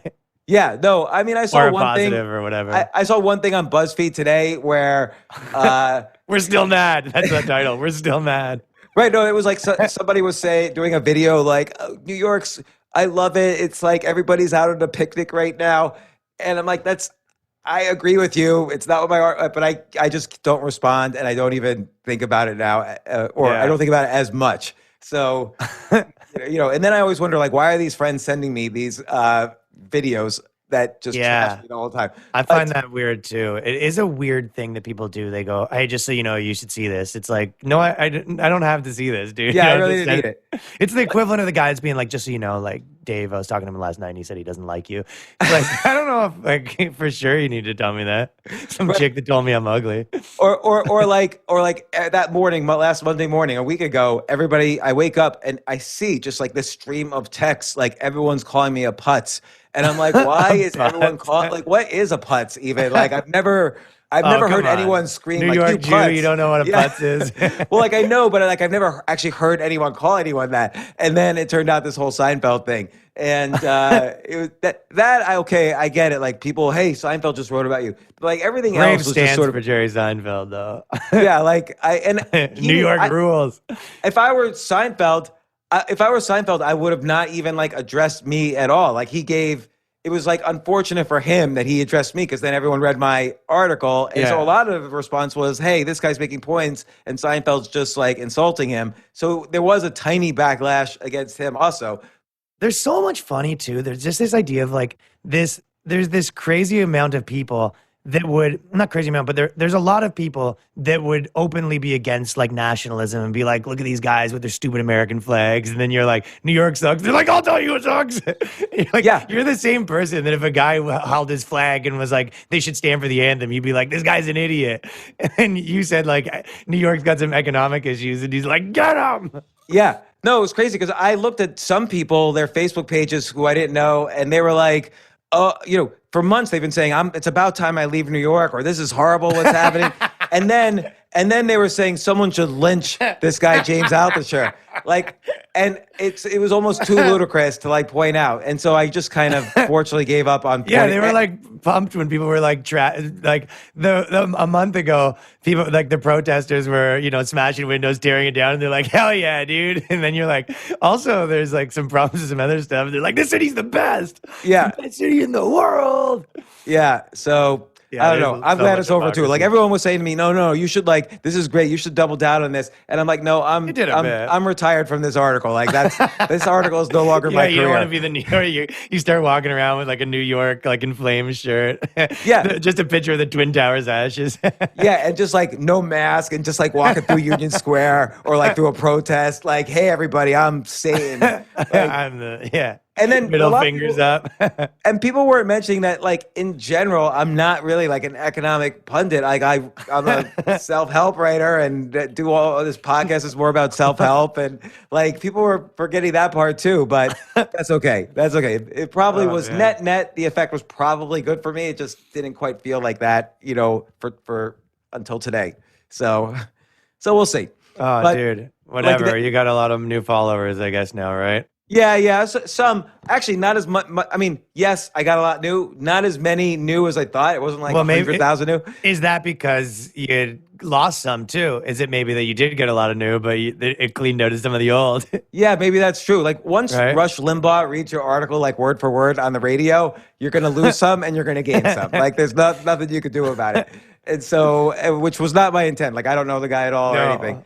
But again, I've been super impressed. You've just blown up with everything you've been doing, TikTok, YouTube. I got to check out Twitter. I haven't seen you on Twitter, so I got to check the that out. Twitter is just the videos. I just post them the same video everywhere. Oh, okay. Yeah, Good. Yeah. I think if you've seen them anywhere else, Instagram, YouTube, or whatever, it's all the same video. I should say that though. I do a video every Monday on my YouTube channel, YouTube / Ryan Long Comedy, and then my podcast, The Boys Cast with Ryan Long. The Boys Cast with Ryan Long comes out every Friday. And your podcast has been blowing up too.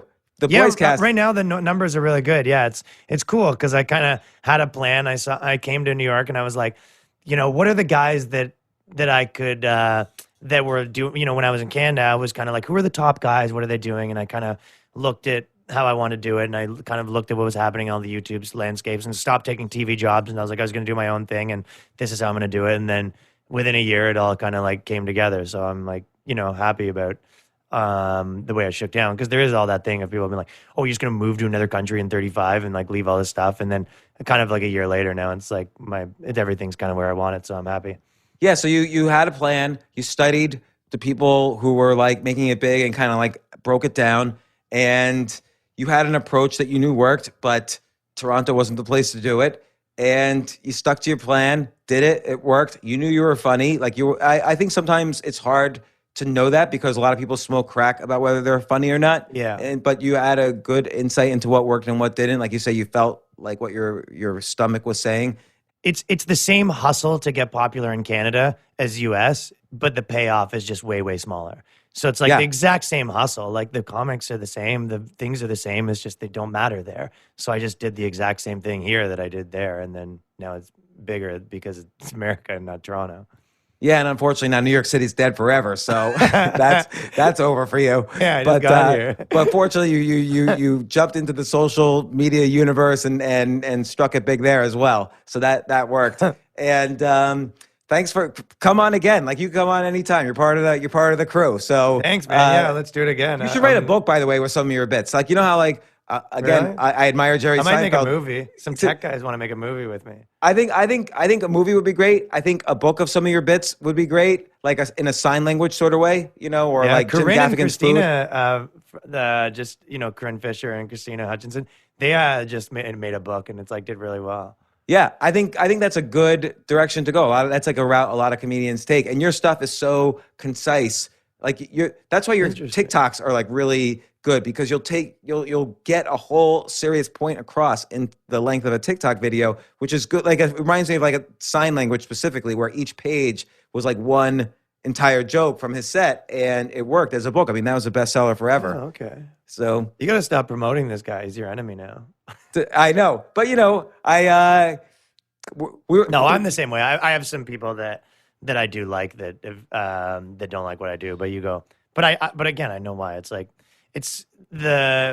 you don't always find the people that like you, but there is this thing of like the generation right above you that you're replacing is not going to like you as much as you think they do. right. And because you're them 10 years ago, and it's that thing. It's like they may be still above you, but it's that old thing like three people on a ladder. Which one is it better to be? The one that's still climbing, right? And I think that there's a lot of resentment. And you're like, why wouldn't you like me? And it's like the answer is because you're replacing them currently. Like that's the reason. Yeah, nobody ever. Well, I can't say this. There used to be a saying which worked until the other day. Nobody ever disses someone, way below them on the ladder. But of course, that Seinfeld disproved that. But well, I don't know. You're a popular cultural figure. But I think always good to learn from. Like you can't. Like, let's say you don't like Louis C.K. for some reason because of what happened and whatever. You still can't deny that. What happened with him? No, I mean, did he have a controversy? No, just the old controversy. Like, because some people will refuse to talk about Louis C.K.'s comedy because he was canceled like years ago. But like, you can't deny that he's like one of the best comedians ever, and learning and studying his technique and his skill is like a huge benefit to any student of comedy. I mean, the guy's hilarious, and who knows about the controversy? That's not my job, but just like Seinfeld's really great at what he does. So, but again, props Ryan, to Seinfeld. If you're listening, you still can't. I'm going to say I'm putting a bar on him from performing at Stand Up New York, even if you want. But if he wants either of us to open for him, then that's me fine. And James will come open for you if you want. Right. So, but Ryan, thanks so much. And yeah, man, thanks for having me. And hopefully I see you soon in person when things are back up and running, not too crazy long. Yeah, I hope so. I hope that happens. And Ryan Long Comedy on YouTube, and your future book, and the Boys Cast podcast.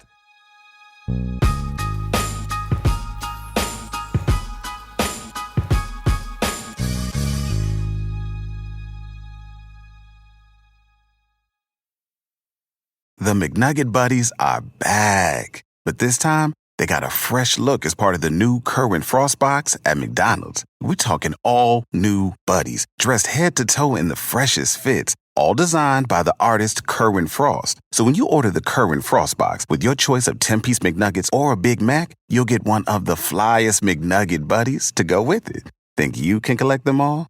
Ba-da-ba-ba-ba. I'm loving it. At participating McDonald's for a limited time while supplies last.